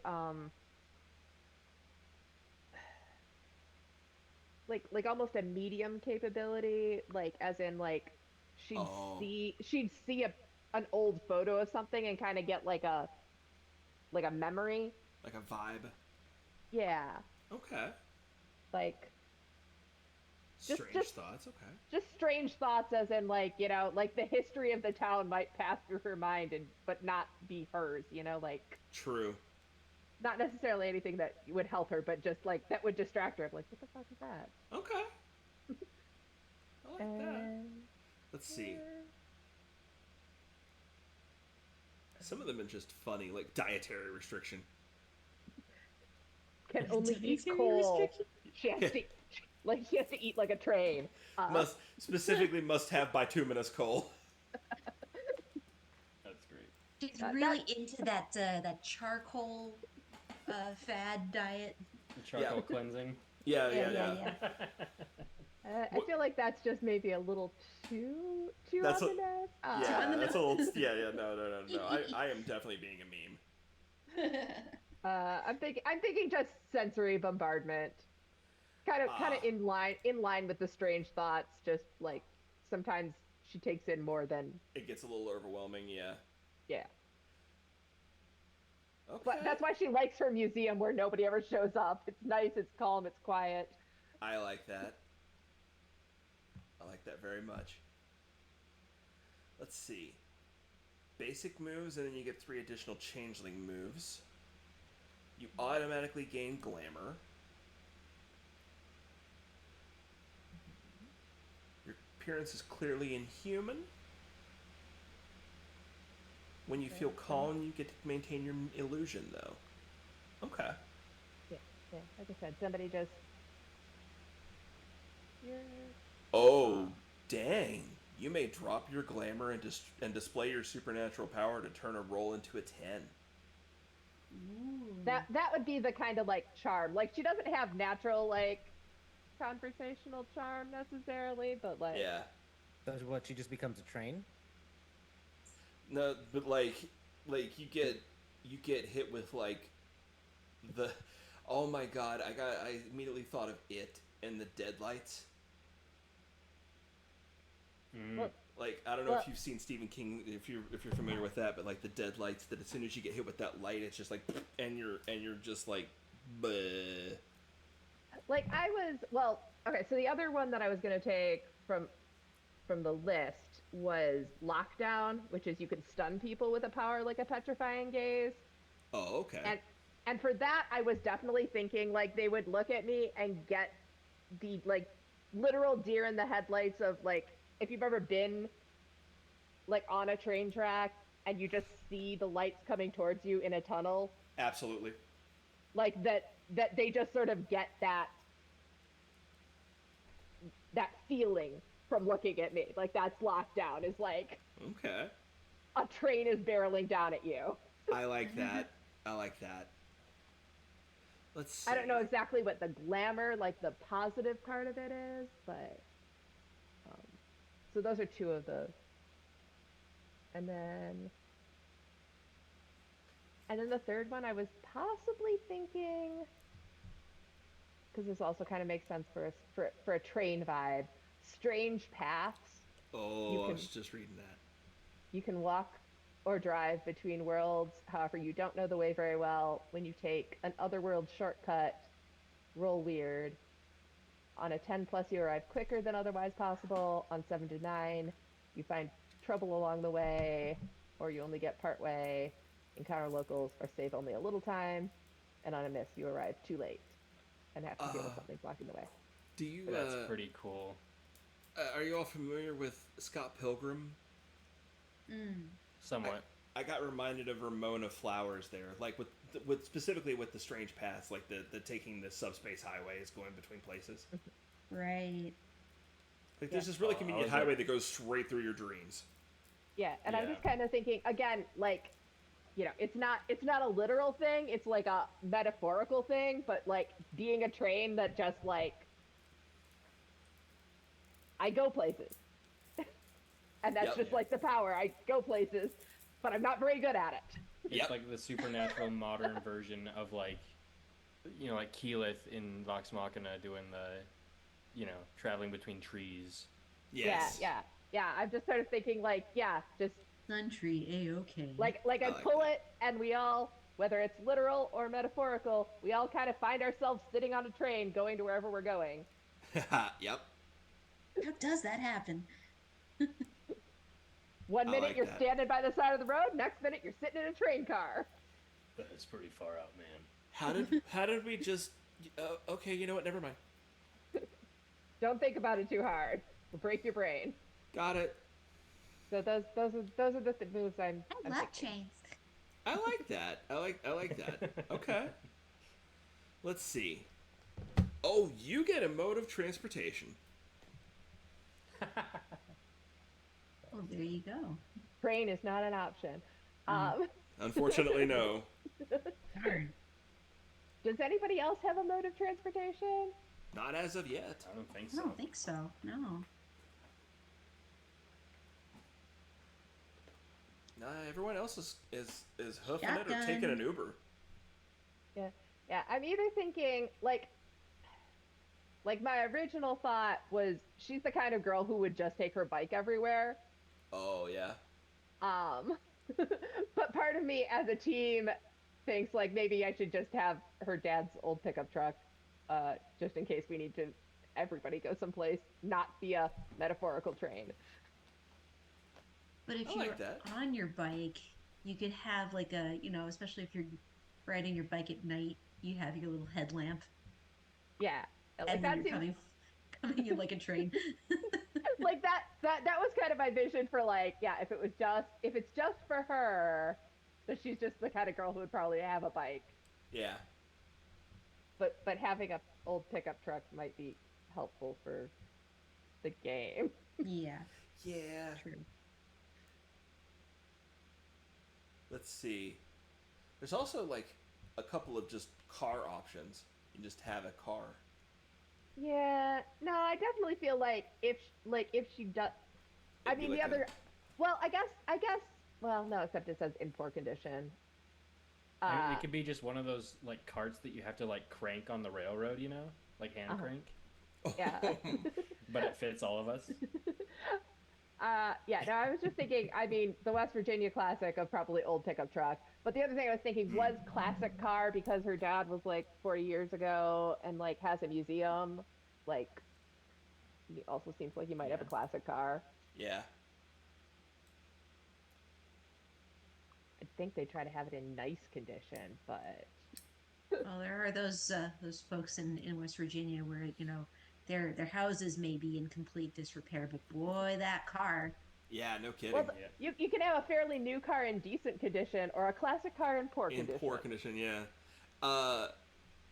My thought is maybe the classic car's if it's a classic car, maybe it's a a came with the property kind of situation.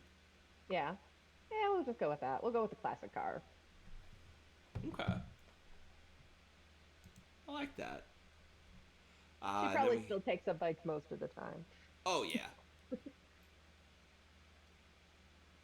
And mind you, this is always what you start with, and you can always expand from there. You can just get a bicycle later, or you could start with a bicycle and get a truck.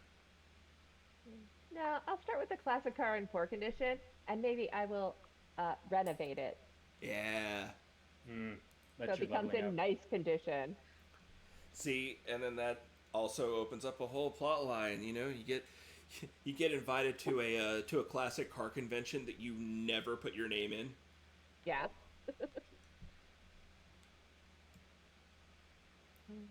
Let's see, weapons and gear. I'm going to be so callous as to assume that you will be going for the non-lethal gear options. I will. I think I actually might take from the regular weapon options the talisman or artifact. Okay. Just doing a little. I don't know. I haven't worked that out yet. Some train magic. Protective necklace. Something. Yeah. Okay. The talisman or artifact, one harm, close magic, ignore armor. Ignore armor is amazing. Yeah. So so that'd be my lethal option, and then how many do I just? Oh, it's just one. Okay. I fine. think you just pick one. Yeah, I think you just have Yeah, one okay. weapon.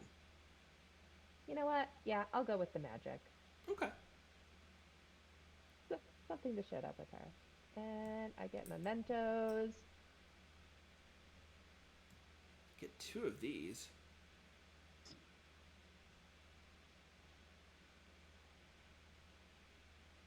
Feel like a childhood toy, and a journal or old photos. Like I said, she kind of has that like got this museum full of stuff, and sometimes she gets vibes from things. I feel So- like maybe old photos with Yeah. those two things in mind, like just vibes, and especially with the whole vibes thing, like just being able, like holding that tangible thing and looking at it might maybe that's what's spurring some of these memories on. Yeah. Cool. I think yeah. Okay. And that's all of your starting stuff. We are left with the order. The Who's order. been calling himself the professional this whole time. Is Yep. is that what we're going with? Yep. We're gonna be Okay. efficient because it's all getting closer and closer to what, 1 o'clock your time? Yes. Yes. Yeah, it's fine. Overrated. Sleep's overrated. All right. So the professional I already think I have a name for him already. Sebastian. Okay. Yeah, I'm working off of the monster, the PDF you sent me, Okay. Tim. So if there's anything that I'm missing as I go through it, just let me know. No, it should be all standard. Okay. Because like I'm looking at like some of the things that you've mentioned, like basic attacks or professional moves. I wasn't seeing them, but Okay. determined face, wears paramilitary uniform when he's not undercover. The one concern I have when I was looking at people's stats is we have really low tough. Mm-hmm. Like, You but- bear tank. But several people also I know, especially in Lisa's case, her character doesn't even fight using tough now. yeah, No, I use my weird, So- and weird is the 3. weird, which is good. That's why I also Yeah. made a note for it. Yeah. But like, I was keeping track of the stats because I'm trying to make sure we're party balanced with things. Yeah. But like, we are. And- I feel like we're a glass cannon. We're gonna hit hard, but we can take a lot. Hurt. Yeah. And there's never any trade off in a fight. Whenever you're rolling to kick some ass, there is always pain traded on both sides. Doesn't matter how well you rolled, the best you can do is make it hurt a little bit less. Would that also count if you're doing things from range? In most cases, yes. In some specific cases, like, obviously, if you're shooting zombies from across the way with guns, and I'm not going to make them be able to do damage from you. But if the monster has some sort of ranged response to your ranged attack, it will enact that whenever you hit them. Gotcha. Okay. So, because I know tough is how. Correct me if I'm wrong, just because this is going to determine which ratings I get for Right. things. The higher the tough, the damage is reduced. Is that essentially, or No. is it just okay? It's just So- armor stat. So Yeah, let me. I can actually break this down in the specifics of the move itself. Let me just pull it up, and I can, because this is the basic hunter moves. This is all working under kick some ass. So, the way kick some ass works is on any success, i.e., you get 7 or higher. Whatever weapon you're using, you inflict that weapon's harm on them, and they inflict their harm on you if possible. And it's just a flat trade-off. Now, on a 10 plus, you get to choose one extra effect from this list here. Either, so you gain the advantage, give somebody a +1. You can choose to do 1 extra damage, or you can choose to take 1 less damage. Gotcha. Which is in the long run, the -1 harm is going to be critical Yeah. because there's like very limited healing, and we only have 7 hit points. Yeah, this is a low health, high danger situation. Monsters will usually do in the range of, depending on their difficulty and their danger level, they'll do anywhere from 1 to 4 harm, typically.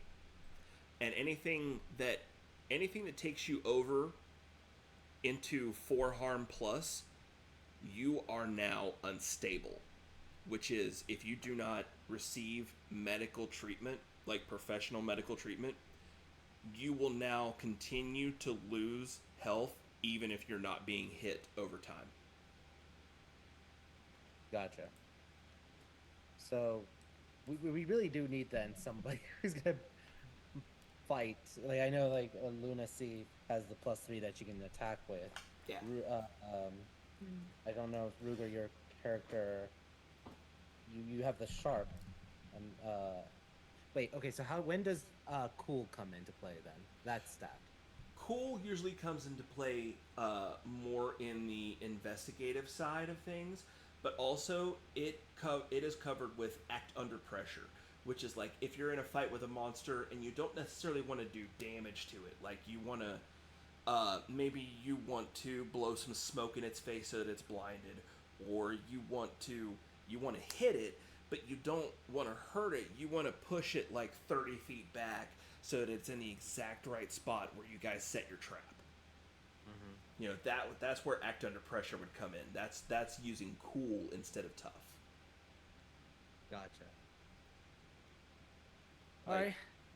tough is almost 100% used for just beating the crap out of a monster, and then everything else is covered under a different stat.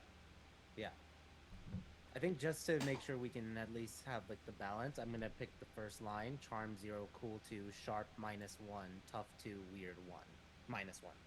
Okay, so you're knowledgeable about the weird world. You're not particularly connected with it. You would rather it be gone. Yeah. Well, my character, I want him to be like more. He's not actively against magic for it, but he's just not attuned to it, I guess, with that -1. Yeah. So it's not like a hatred or a disdain. It's just he just is not spiritually connected with it all. Yeah. Maybe I'm taking this a step too far in my own head. It's coming off as like, I don't have a problem with magic. Magic has a problem with me. Yeah, and especially because it's like, okay, there's all these supernatural things. He has the training. He's ready to with that toughness to fight. The cool is also there. Like, yeah, he can stay under pressure. The sharp is just like he's very determined, but he's not maybe as perceptive for things like reading a bad situation. He's going to rely on the expert, which is Ruger's character, for that a little bit more. Yeah. For that knowledge element for it. But he's very much like, I have a town to protect.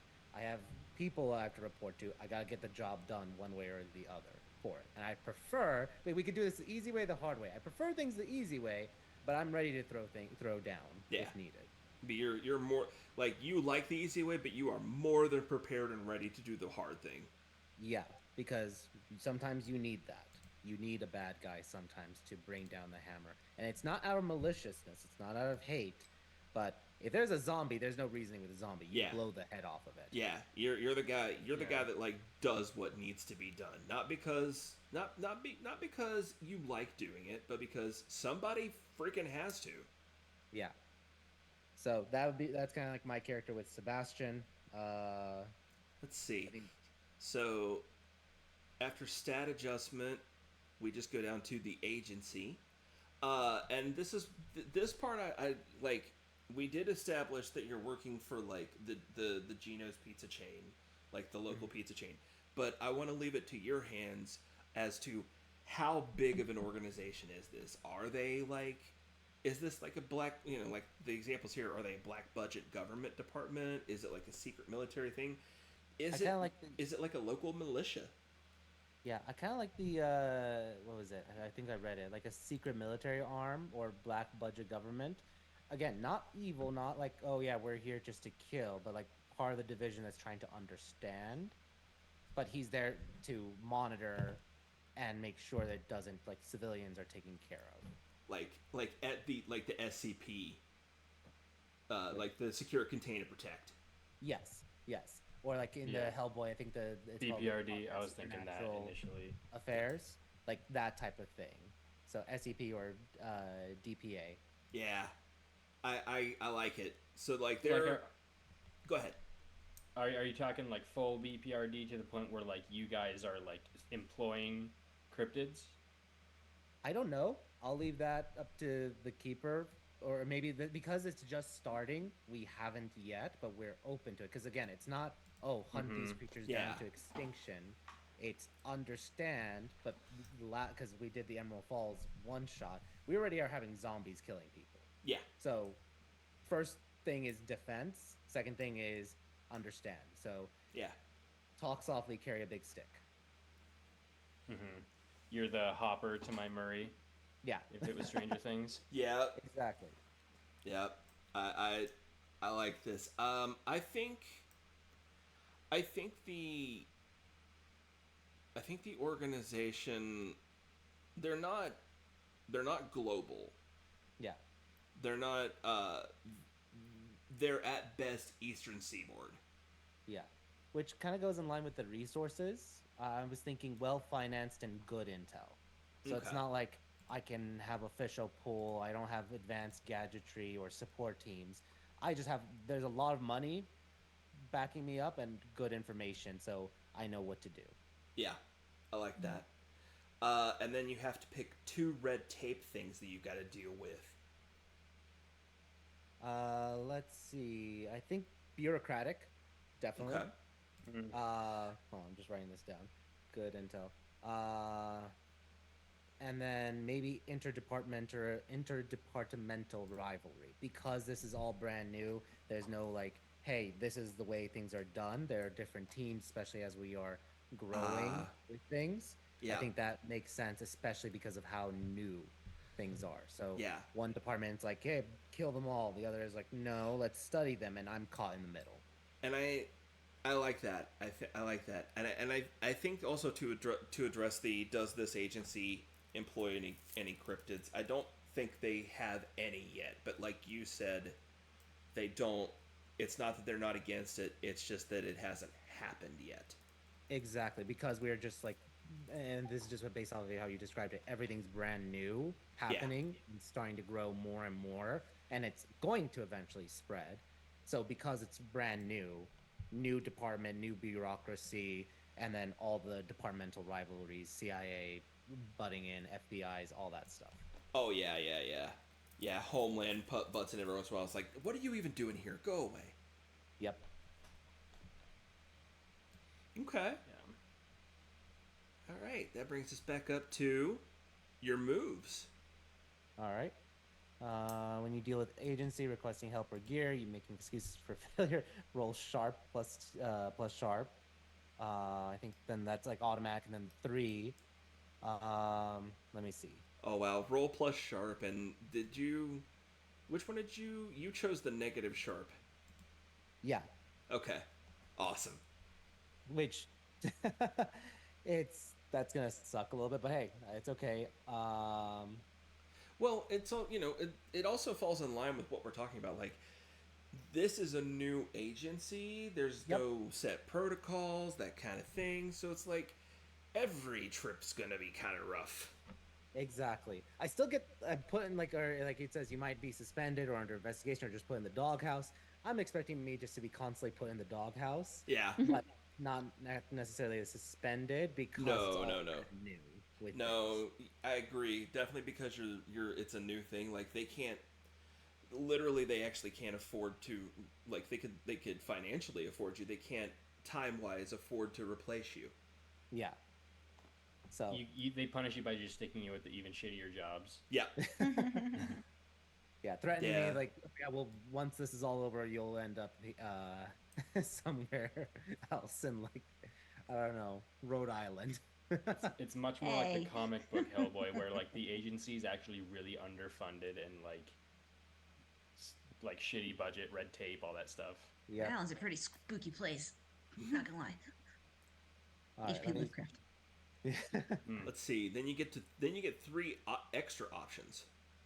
I definitely like the mobility as one of them, Let's like a see. truck, van, or car built for monster hunting, Oh yeah. because that's going to be good if we're like moving around things initially for it. That tracks Um, too. So mobility is one that I would like. Um, let me see. I'm thinking maybe tactical genius, just to help shore up the sharp, Okay. instead to be the cool. You can roll cool instead. And isn't there one up here? There's unfazable that also just gives you an extra +1 cool. Yep. Which I'm already at +2, so that would max me out. But Yeah. I'm thinking, and this is where I would like just clarification, Okay. battlefield awareness. Yes. Take +1 armor, max 2 armor. How does armor work then? Armor is that's where damage reduction comes in. Armor is not armor doesn't function in Dungeons and Dragons where it's reduced chance to hit. It's you take less damage. Then I'm gonna take that because I want Like my real character to armor. survive. Yeah. Yeah, it So- functions like armor's supposed to. If you get hit, it doesn't hurt as much. Yeah. So battlefield awareness, the tactical genius, Okay. and then mobility to start. All right. Now for mobility. Oh, good. mobility does have some stipulations to it. There's a list of good things and bad things, and you get 2 good things about your vehicle and 1 bad thing that has to be done with it too. Yeah. Let's see. Roomy, survival gear, fast, stealthy, intimidating, classic, medical kit, sleeping space, toolkit, concealed weapon, anonymous, so armored, tough, monster cage. You know what I was just thinking of, and this is Okay. gonna help clarify things. It's the pizza delivery truck. Or It's the the pizza okay. delivery van. It's Nice. it's the pizza delivery van. I was really hoping you were going to go for that. I'm Yep. down with it. So that's why I'm like, okay, I already know I already have the idea. So it's not classic, it's not Okay. intimidating, but it's stealthy because no one's gonna Yeah. think, oh, the pizza delivery van. Yeah, So- it's very hide in plain sight. So stealthy would be one, and then Gassan, if I can interject, sure, if Luna sees your pizza delivery van coming up, she's immediately going to go, "Oh, hey, who ordered pizza?" Like that's just going to be running the joke. instant line. Yep, Yeah, and that's fine. I think that's Every time. Yeah. every time. And Rusty Shackelford hides in his bunker every time it rolls through town. Well, no, we're gonna be colleagues at least somehow, so you'll know. Maybe that's how we met. Is I Yeah. was, you were Ah. staking me and I was staking you for a little while. Yeah. I think that. I like that. So here's a quick thing. If I pick Okay. medical kit, Yes. does that mean I can basically heal people inside the truck? Yes, actually, it does mean you can use the truck, like, not as a sterile room, but you could use it as a place to treat injuries.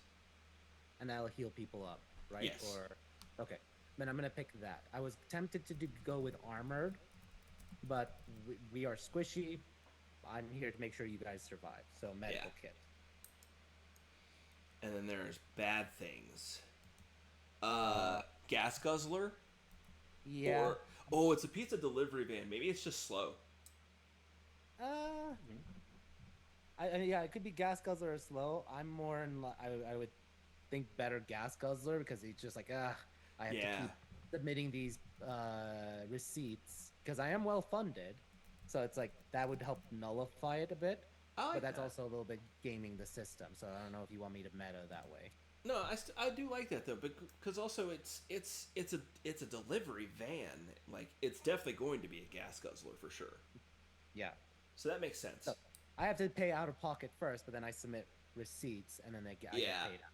It definitely feeds back into the red tape. It's bureaucratic. Like, they're well financed, but you have to submit your friggin' gas receipts all the time. Yep. I'm surprised there's not like an actual stat for the drawback where it's like the thing in movies where you turn the ignition and right when the monster's chasing you, that's when it stalls. Yeah. That's why I don't want slow, because if we need to make a getaway, I want this to and if it's a truck that is meant for us to be used a lot, I want it to be able to get us from point A to point B as needed. Yeah. It's gonna guzzle gas and like a mother, but fine. Yeah, you'll have to pay for it. Money will be an issue in the moment, but you'll get it back later. Yep. All right, let's see. So that's your moves picked. Looks like we've got gear. Oh, you get an armor choice. And I'm going for combat armor. Oh, okay. Now Heavy armor. I will remark that I believe that won't stack up with your battlefield awareness. Oh, it won't? No, battlefield awareness won't raise your armor past 2. It will raise it to 2, but not past it. Okay. So let me then just ask, if I pick the flak vest, that can be something like I wear underneath. Yeah. Is that there's no like issue there, or do you think I No. should? There's So no issue I there guess at all. I guess then my last question is there any penalty to taking combat armor and then choosing something else for my 3? No. Like, if you wanted to take the combat armor, the downside with the combat armor is that it is heavy. Like, it's riot, it's basically riot gear. Yeah. Okay.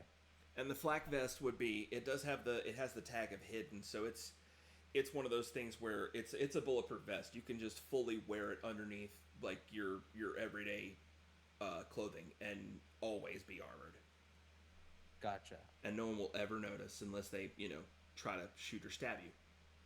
Okay. I think I'm gonna get the flak vest then, just so that Okay. way, if that I'm not ever caught off guard before putting on the combat armor, I can just be wearing it like pretty much all the time. Yeah. But still get that +2. Yeah, instead of +1. basically, if you're wearing clothing, you have 2 armor at all times. This Yep. way. I think that's best. Yep. Time to pick a serious weapon. Okay. So, it's a toss up between assault rifle and sniper rifle. Okay. I don't know which one would be better. Assault rifle is 3 harm, far area, loud, reload. So, what those tags basically mean is that assault rifle, you're going to have to deal with ammunition. Like, you may end up in situations where you have to reload it instead of being able to shoot it. But it can cover an area. It does have a good distance. It shoots far, which far is basically the idea of the to break it down. There's like hand. There's intimate, which is you have to be in their space. Hand, which is arm's reach. Close, which is, imagine if you will, just basically the distance of your standard pistol, like a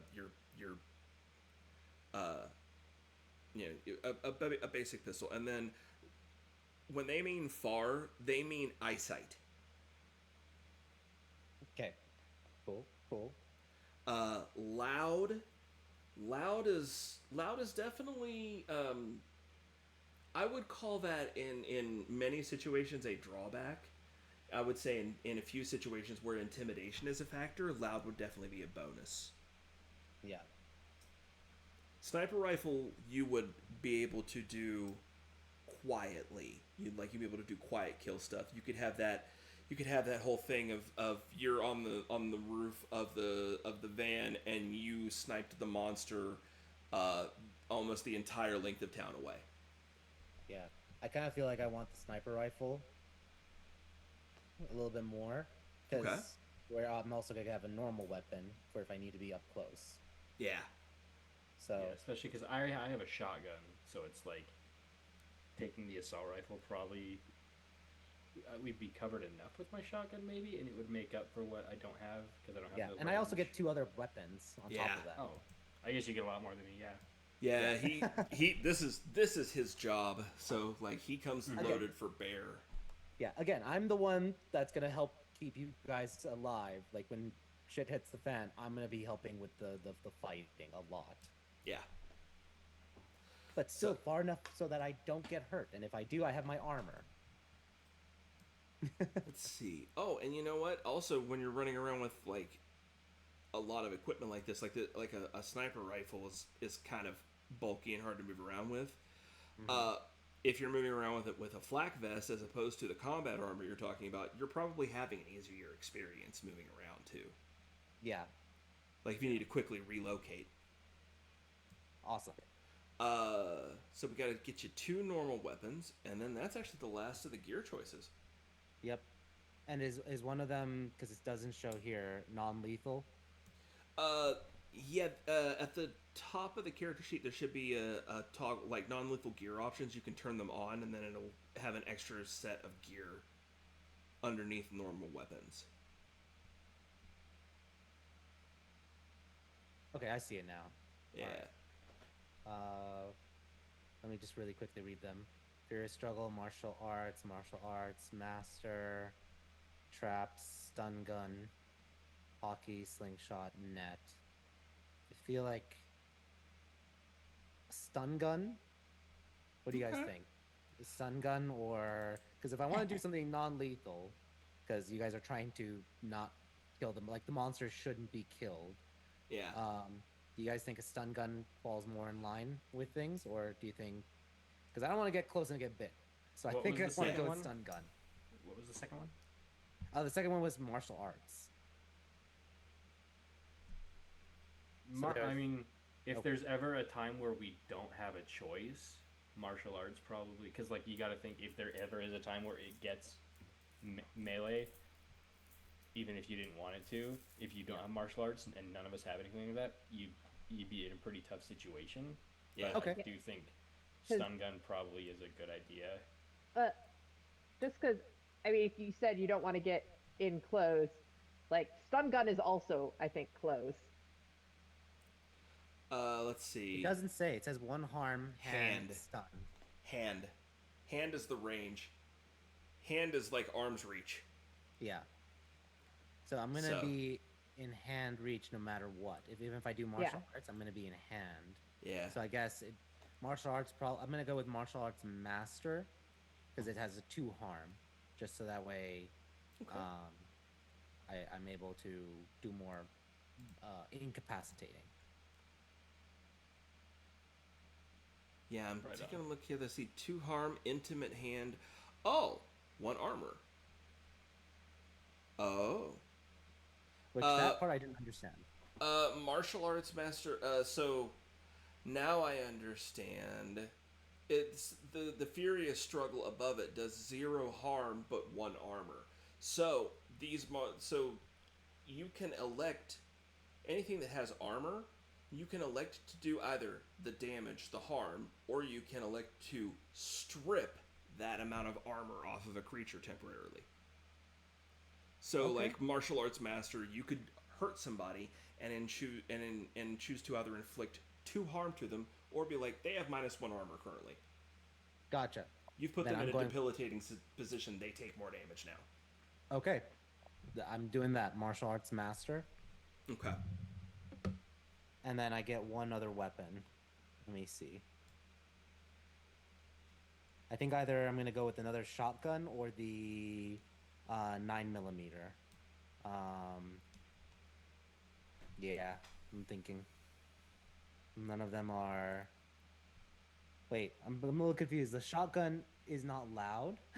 No. It's just No, the messy. shotgun is loud. No. No, that's what I'm reading. Well, the the weapon. shotgun has messy. That's worse than loud. Okay. Messy. Oh, because it shows both for me. Yeah. Shows It close, shot- messy, and loud. Yeah. Shotgun does have loud, but it has messy, which is actually worse. Yeah. Loud, if you fire a loud weapon, there's very little way to conceal it. It can be done. It's hard. If you're using a messy weapon, you are instantly giving yourself away. And on top of that, if you use that to kill anything, it is, as they say, messy. Gotcha. I think I'm gonna go with the 9mm, and if later on I can upgrade it, like a silencer, I think that'll work. And it goes Absolutely. in line with the character. Like he can easily carry a 9mm gun where he goes, versus and then grab his sniper rifle when he wants to get serious. Yeah. All right. Cool. So that's the basis for character creation. The last thing that we have to do is we do have to go back around one more time. On your character sheets, back down where I was skipping over history and notes for everybody. Underneath, there's history prompts, and what we have to do is go around and one by one, everybody picks one. Everybody picks one for somebody else, and then that person picks one for them. It's basically you're establishing your back and forth. So let's see. I'm going to go to the monstrous. And Lisa, we're going to go with you first.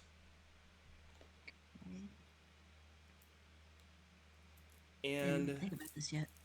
let's say Lisa, let's just say Luna and Rusty.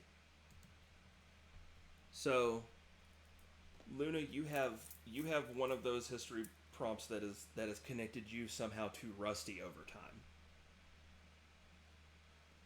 And Rusty, on your character sheet, I don't know if you can see the history prompts on the bottom left of your character sheet as well. Yeah. And you have one that has bound you to Luna. Okay. Gosh, But- how? Like she has one that has given her a past with you, and you have one that has given you a past with her. Now, these don't necessarily have to be pasts that you all even remember. It's just something that has tied you together. Whether or not it still does. Yeah. Are they the same for both of us, or does each class have different prompts to pick for the other player? Each class has different prompts. Okay. Let's see.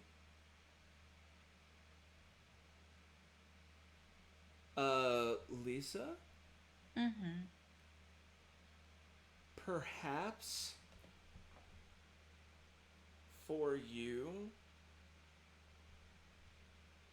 there might be a time when I'm actually kind of looking at the very first one for you. There's one that says you lost control one time and almost killed them. Ooh.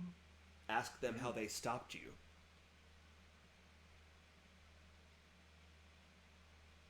That's interesting. Yeah.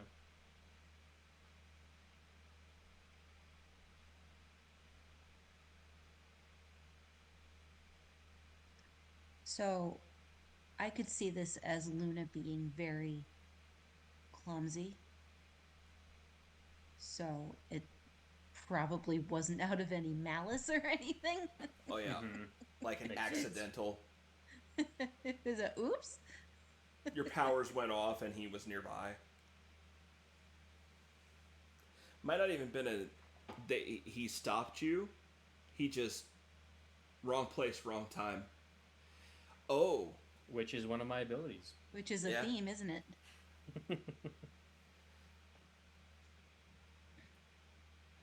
Sorry. Yeah. let's see. And for expert, there's prompts down here. Let's see. I was kind of looking at you were previously both members of an Eldritch group. Okay. That would make sense why I'm an expert and maybe why she was involved. Or I'm trying to think, because there's a lot of the other ones where it's like I'm a mentor, or like they came to me for advice, and that sort of doesn't sound like Rusty. He's the one who people don't want advice from, even though he's right. I see it. I see an interesting one here. That might kind of play into Luna's memory problems.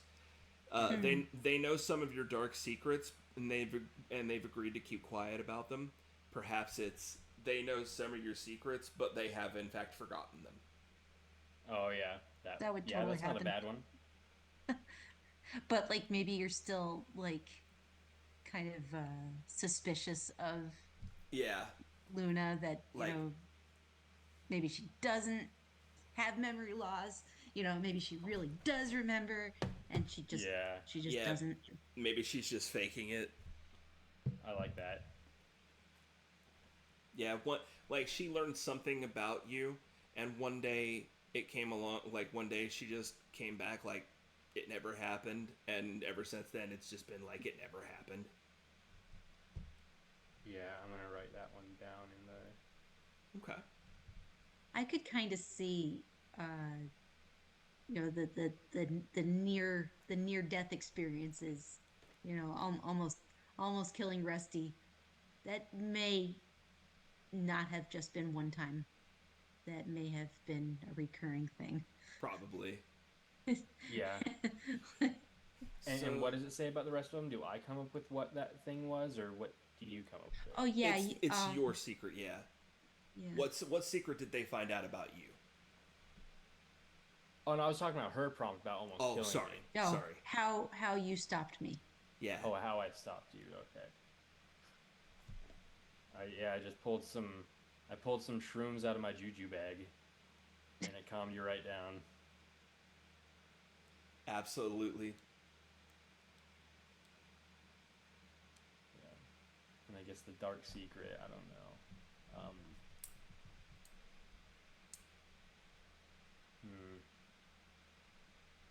Maybe it's like some kind of like contraption he's working on in his workshop that is illegal. That I got into your panic room. Yeah, you got in my panic room and saw my sticky note with the string scheme board and all that shit. Yeah. I probably just wandered in I feel and like then this "Ooh, is. I feel like this is all one continuous event. Like, you almost killed him, and then he was helping you out, and you, while you were hanging out with him, you saw all the string theory stuff, and then like maybe a week You weren't supposed to later- wake up yet. What the fuck? Yeah, yeah. Get out. Oh, and then my brain went Final Destination, and you go get the fuck out, and she got the fuck out, and then she literally got hit by a train or a bus or something, and then like you saw her the next day, and it was like, wait, what the fuck? Oh, because when you die, you get a memory wipe. Yeah. Yeah. Okay. Yeah. I Because got she'll my end eye up, on she'll her Final episodes. Destination herself, and she will absolutely just forget it. Yeah. Okay. So, uh, Lise, now it's basically we go around the table, and you connect to everybody, and then everybody connects with you, and then you sit out the next round, and then like we would go with Ruger, and Ruger connects with everybody that he hasn't, and then everybody connects with him, and then we finish out the links, and then that's it. Okay. So, Aaron, your character, did did you come up with a name already for this one? I'm so sorry, I forgot. Oh yeah, JC. This was JC. JC. I love it. Yeah, this Right. was JC. Except it's spelled JAYCEE. Yep. Yeah. I love it. Right on the nose. I feel like that there's something, since you're kind of magicy and I'm kind of magicy, I feel like there must be some connection that we have that maybe you're tied to. Like I have one that's they are tied to your curse or origin. You know, I have one here that says they claim you and your people are part of their destiny. Oh, well, I mean, honestly, that feels like they play into each other real well. Yeah. real well. So, Okay. yeah, let's go with that in some way. We can go with that. Try to flesh that out a little bit. Mine says they claim you and your people or your people. I don't know if I have people or not, or if I'm just me. Are part of their destiny. Ask them what they told you and tell them your reaction to this. That's the further Okay. part of this. Alright. So And let's see, yours is oh yeah, and then yours is just they are tied to your curse or origin. Tell them how. So yeah, that's pretty much. Sounds like they're related to your curse or origin because they're your destiny on how to fix it. Oh. And that's why I chose the college here in this town. Oh man. And just maybe, okay, so maybe my Dark Master brought me here somehow, and it had to do with the ley lines. And it had to do with something in connection with the railroads and the ley lines. And this is back in the early days, because Luna goes way back. She's not just that 21-year-old. She's Yeah. her personal timeline goes way further back. So maybe she was there for when all of the kind of messy stuff was happening with what were you saying, Tim, with trying to mess with the ley lines? Oh, when things popped off early on, when they went okay. You're thinking of trying to be around during that time. Yeah. Does she remember that in this lifetime, or would that be like she has this feeling that she's connected to me somehow, I think it is more of a feeling. Yeah, I like think so. or maybe you came and you told like when I first showed up like 40 years ago, you probably told my father figure.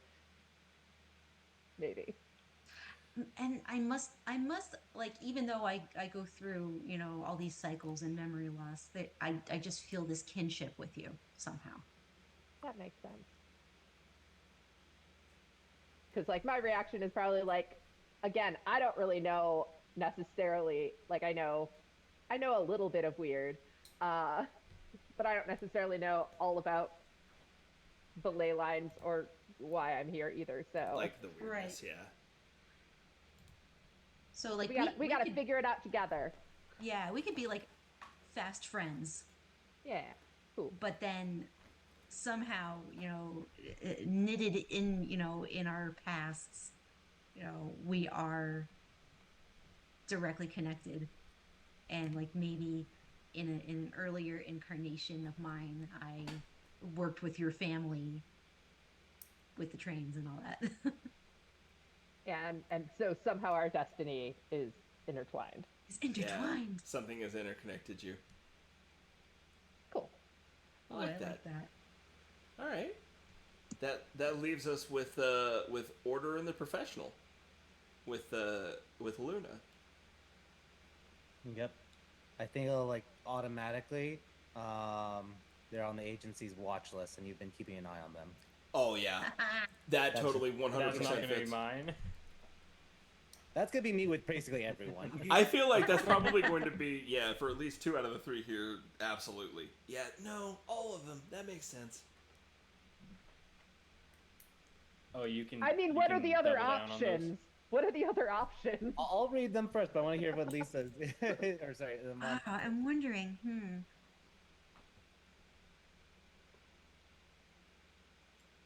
I'm on your watch list. Hmm.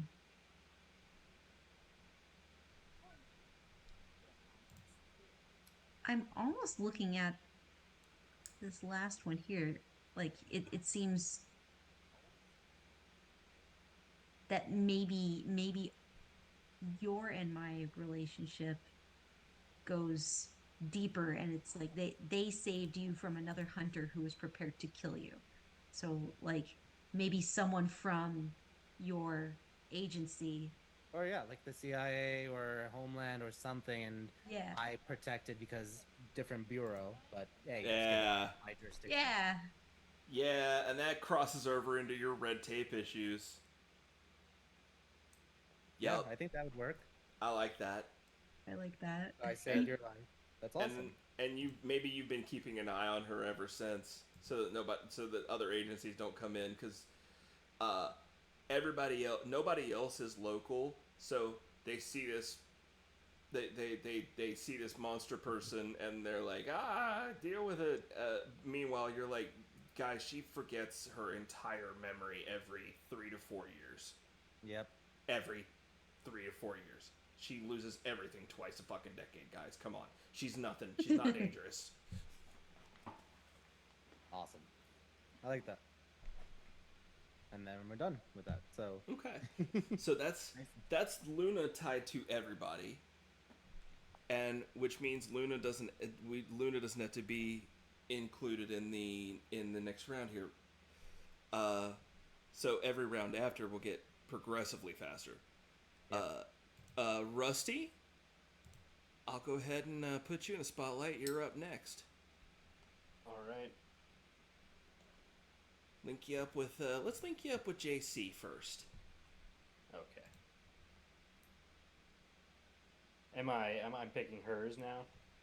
Let's see. Yeah. Your connection to her, and then she'll pick her connection to you. Gotcha. And just to remember, because I don't want to mix up things from.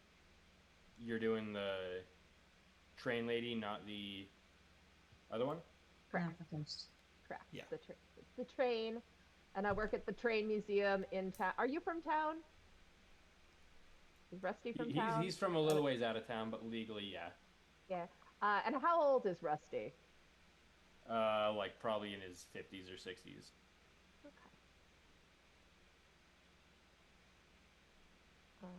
Do you have one that strikes you? I have one I think I would put you on mine. There's they once helped you get a singular item that's now part of your haven. Tell them what that was. That could make sense. I got like esoteric stuff in there. Student, I don't know about that. They are your student, apprentice, ward, or child. Yeah, I wasn't sure if that one. Maybe you came to me for advice. I kind of like the idea of you getting me an item that's part of my haven. Maybe. Maybe it's something. Maybe it was something from the train museum that is now loaned to you on an extended loan. Yeah. I like that. Yeah. Okay, so what I was thinking, because, she really doesn't have much family except the old man who ran the train museum. And also she works in this train museum that really doesn't have any customers. So I was kind of thinking that Rusty might just come in and all of the talking at people that nobody wants to listen to, like, Oh, I drive away your no, clientele? not necessarily you drive away my clientele, but that because I don't have any clientele, I am just sort of a captive audience. You pay your entrance fee and you just come and like tell me about. He's like a counter monkey, but for your I like it. Because I don't know if this exactly fits that, but I still like that as kind of a thing. Is they are family in every way but blood, like just. So I could see you just sort of like hanging around from forever. I like that. Mm-hmm. I think that's kind of neat. I mean, not necessarily that we're super close, but just that you're a little bit older than me, and you probably came into the museum. Maybe you were friends with my dad guy, and you just kind of you're essentially like the guy that hangs out at the bar, but at the museum, because why not? Yeah, I like that. And that's how I got the item museum. And what would that item be, do you think? I don't know. What I guess sort of it's telling things would me you to tell collect? him what it is, but What whatever. sort of things would you want? Let's see, because he's like, he does like, it's an armory, so he makes weapons. He does like blacksmithing and like repairing on machines and gadgets, and he's also got. How about? I mean, I don't know. I don't know if, but I could see him getting like the engine for a train to like run your generator or something. Oh yeah, I converted it to God. run off of like some weird organic stuff. Yeah, you make like corn diesel. Yep. Yeah, and you're just like running like a train engine in your backyard for whatever. I got something for the professional's van. It's the special fuel I've been working on. It's like distilled corn and Wendigo and piss. It'll run for miles. We've managed to upgrade your car as long as you don't use this. As long as you use his gas, it's not a gas guzzler anymore. The caveat: you do in fact need Wendigo piss. Yep. we convert the van. You have to take off the like hood to put in like the locomotive engine. This insurance is not covering this. Okay. I like that. That kind of that links you. I like how these work out too, because there's a lot of them that like very very nicely interlink. They marry well, Yeah. super well. All right. Let's see. That leaves Rusty and our professional to link up. Yep. And with that, I mean, Rusty, I think for you, I'm wondering if we want to do that. That we've worked together, or they've worked with the agency before, or sorry, you met on a mission and worked together unofficially and successfully. So off the books. I've worked Gotcha. with you on something before. He seems like a shady, like a conspiracy theorist, but he actually has some government ties. Either that or just like, you know what, because you were scouting me out, I was scouting you out, and then because maybe I suspected you were something else, and then that something else came out and we both took it down. I don't know, what do you think? Yeah, I like that one. I guess I'm looking over the prompts. Yeah, Um, because it's either that or like you were friends back in training, but I mean you're much older than I am for it, so I don't think that would work. Could do a distant relation. Could do a distant relation, or we could just say you're on the watch list also. yeah. He's your Raymond Reddington. Yeah, I mean, if mine is if your prompt for me is that I'm on the watch list. I mean, you could just modify the you were both previously members of an eldritch group to be it's a covert group instead, if you wanted to do that. What was that? What type of group? It says you were previously both members of an eldritch group, now disbanded. Ask them why they left, tell them why you did. But instead of an eldritch group, it's this that So- you're part of. So to put it in this term, like maybe before this agency that you work for, you both worked for a previous Like a a cult. previous agency, and you you left and decided to take it professional. He left and decided to take it to the streets. Yeah, go off Gotcha. grid. Okay. Previous contact from a previous agency. Yeah, I like that. Like maybe and I'm also thinking of like the age disparity between you two. Like maybe Rusty, you were like OG in that old group, and like you were on your way out when like Gassan was on his way in. Oh yeah, I like. Oh, and I Your like new the idea hotness. if we were part of this, but then that's when the us spying on each other happened, and we're like, wait, son of a bitch, it's that guy. Yeah. I know him. Yeah. Yeah, you guys were never close enough. You guys were spying on each other, but you were never close enough to get the identification. And then suddenly you realized you were both spying on each other. You're like, son of a bitch. Yeah, I like that. There you go. Nice and efficient. There we go. Yep. And with you two connected, that just leaves JC and our professional. Oh, she's definitely on my watch list. Oh yeah. The question is, did you discover I'm not human, or did you try to slay me but decided I was innocent, or at least not evil? Wait, say the two options again. They discovered you aren't human. Ask them how they realized and how/if they told you. That's number one. Number two, they tried to slay you, but decided you were innocent or at least not evil. Ask what convinced them. I feel like one is more suited because like the way I've been describing my character, he's not bloodthirsty. So he's not like actively like, oh, I'm gonna go kill this train lady because I suspect she's doing something nefarious. So I think you were on the watch list. I studied you and then realized, yeah, you're not human. And would you have told me? I think no, because I don't know you too well yet. Yeah, I think you're the one that's not. Maybe you're the one that's not like deeply connected.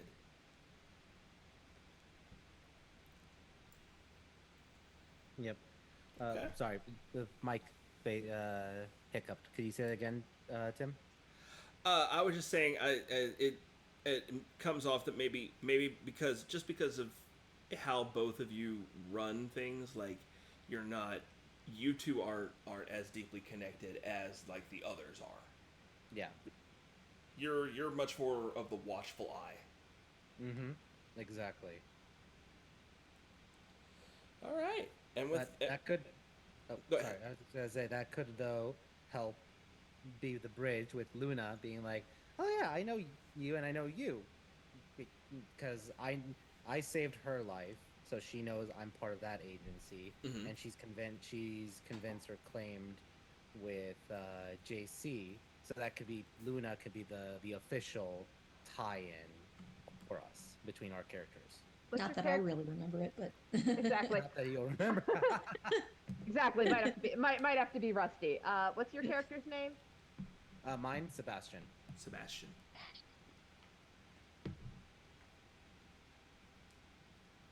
All right, and with that, characters are made, everybody's connected, and we have kind of our at least the start of our team concept. You know.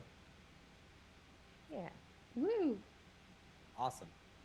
I like it. And with that, I will be getting started on our first mystery that we will get in and get recorded before the end of the month. Nice. Awesome. Look forward to it. Excited. I'll send you, Keeper, a few ideas I have for the name of the agency, just for your world building. Sounds good.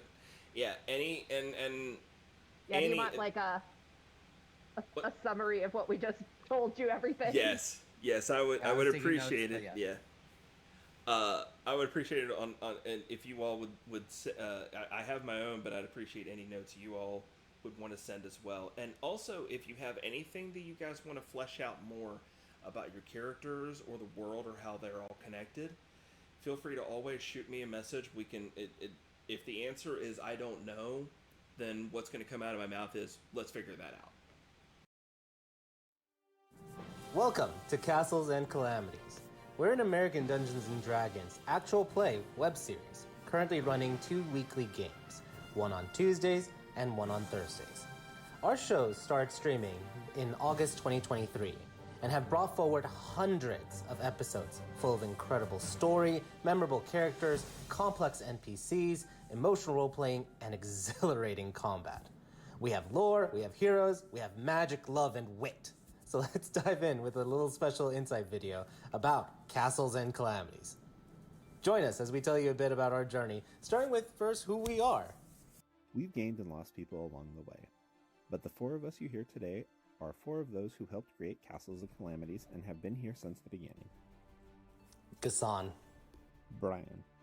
Tim. And Aaron. Over time, we've grown beyond the original 4 and currently have 9 players spread out across 2 campaigns. We are a group of friends who started playing during the pandemic. A lot of bad things happened in 2020, but one of the good things that came out of it was the popularization of online campaigns. Our first campaign together started in March of 2020 when several of the original players met through a campaign they found on a Facebook post. After that game began to fizzle out, we wanted to continue playing together and started our own campaigns. 2 of the founding members acted as dungeon masters, with Gassan starting what would become the Silver Age and Brian starting a campaign called Singers. They're sometimes playfully referred to as Order and Chaos, respectively, because of their contrasting playstyles. The Silver Age is a direct prequel to the current Tales of Telos Steam Age, and was a campaign that took place in a fantasy setting inspired by Renaissance Europe, full of mystery and political intrigue, as a group of adventurers journeyed across kingdoms and plains to combat an evil group called the Harbingers. Singers was actually an acronym, which is how Acronymic Adventures got its start, and stood for the Sigil Investigation and Neutralization Garrison of the Extraplanar Rangers. It was a fun and chaotic campaign that had each player play 4 different characters that traveled to different worlds to combat evil. It's not a direct tie-in to the current campaign, but is only a slight crossover reference, as the world of Heptagonia was one of the many worlds that the Singers visited. As those campaigns came to their end, we realized we wanted to continue their stories and keep having fun together. Not only that, We wanted to bring in new players to expand our stories, and we wanted to stream them so that we could share these vivid worlds with friends, family, and anyone who loves a compelling tale. That's how the initial idea formed for Castles and Calamities, and we launched in 2023 and started streaming our 2 current campaigns, The Tales of Telos and The Acronymic Adventures. Gassan, aka Order, runs the Tuesday series Tales of Telos, and Brian, also known as Chaos, runs the Thursday series The Acronymic Adventures. Currently, we have weekly sessions for both campaigns streaming live on Twitch and uploaded weekly to our YouTube channel. The Tales of Telos is a collection of campaigns that takes place on the world of Telos. It is a large planet with 2 moons and has an extensive history of magic, heroes, wars, and political intrigue. The current campaign is called the Steam Age, and 200 years have passed since the events of the Silver Age. The Industrial Revolution has come to the lands of Eremer, a land of harsh deserts, lush oases, and bustling cities. New innovation and technology is pushing Eremer to grander heights. But for all of Eremer's industry and magics, civil war threatens to tear apart the mystical lands of the Sultanate. Neighboring nations seek to steal her secrets, and an ancient enemy seeks to bring about the end of the world. This is a story of many stories, with heroes, criminals, and travelers helping determine the course of history. The Tales of Telos is a campaign set in a rich world with deep, expanding lore, complex characters, and of course, lots of actions. It airs every Tuesday at 6:30 p.m. Pacific Standard Time or 9:30 p.m. Eastern Standard Time. Acronymic Adventures is our other mainline campaign in a separate setting than Tales of Telos. The current adventure is the Guild campaign, set in the world of Terrasol on the continent of Heptagonia. A continent shaped like a 7-pointed star with a wild creation story involving the literal tug-of-war of the continent by rival dragons. The land itself is ruled by the Adventurers Guild, and the players start in the academy that trains those with talent in an attempt to prevent accidents of unrealized potential manifesting into danger. The land has gone through many catastrophic events and is currently recovering physically, technologically, and socially, but there is always trouble brewing under the surface that sparks many an adventure for those brave or foolish enough to seek it. Guild is a campaign where chaos reigns, magic, mystery, and fortune are out there waiting to be rediscovered. Are you ready to join the grand undertakings in Land Divided? Join us Thursdays at 7 p.m. Pacific, 10 p.m. Eastern. Castles and Calamities is order, chaos, and everything in between. A group brought together by friendship, fun, and a love of storytelling. Both campaigns are expected to last several years, and hope to continue with future campaigns in the same worlds. We'll also be releasing new content, including character interviews, lore, art, game discussions, fan communities, and maybe even new campaigns in new worlds. So stay tuned. You can tag along on our quests at Castles and Calamities, all spelled out, no spaces, on Twitch and YouTube. Or take the easy route and just click on the links in the description. We hope you feel like a member of the party, laughing, crying, and sharing in all our victories and adventures as you join us on this journey. Welcome to Castles and Calamities.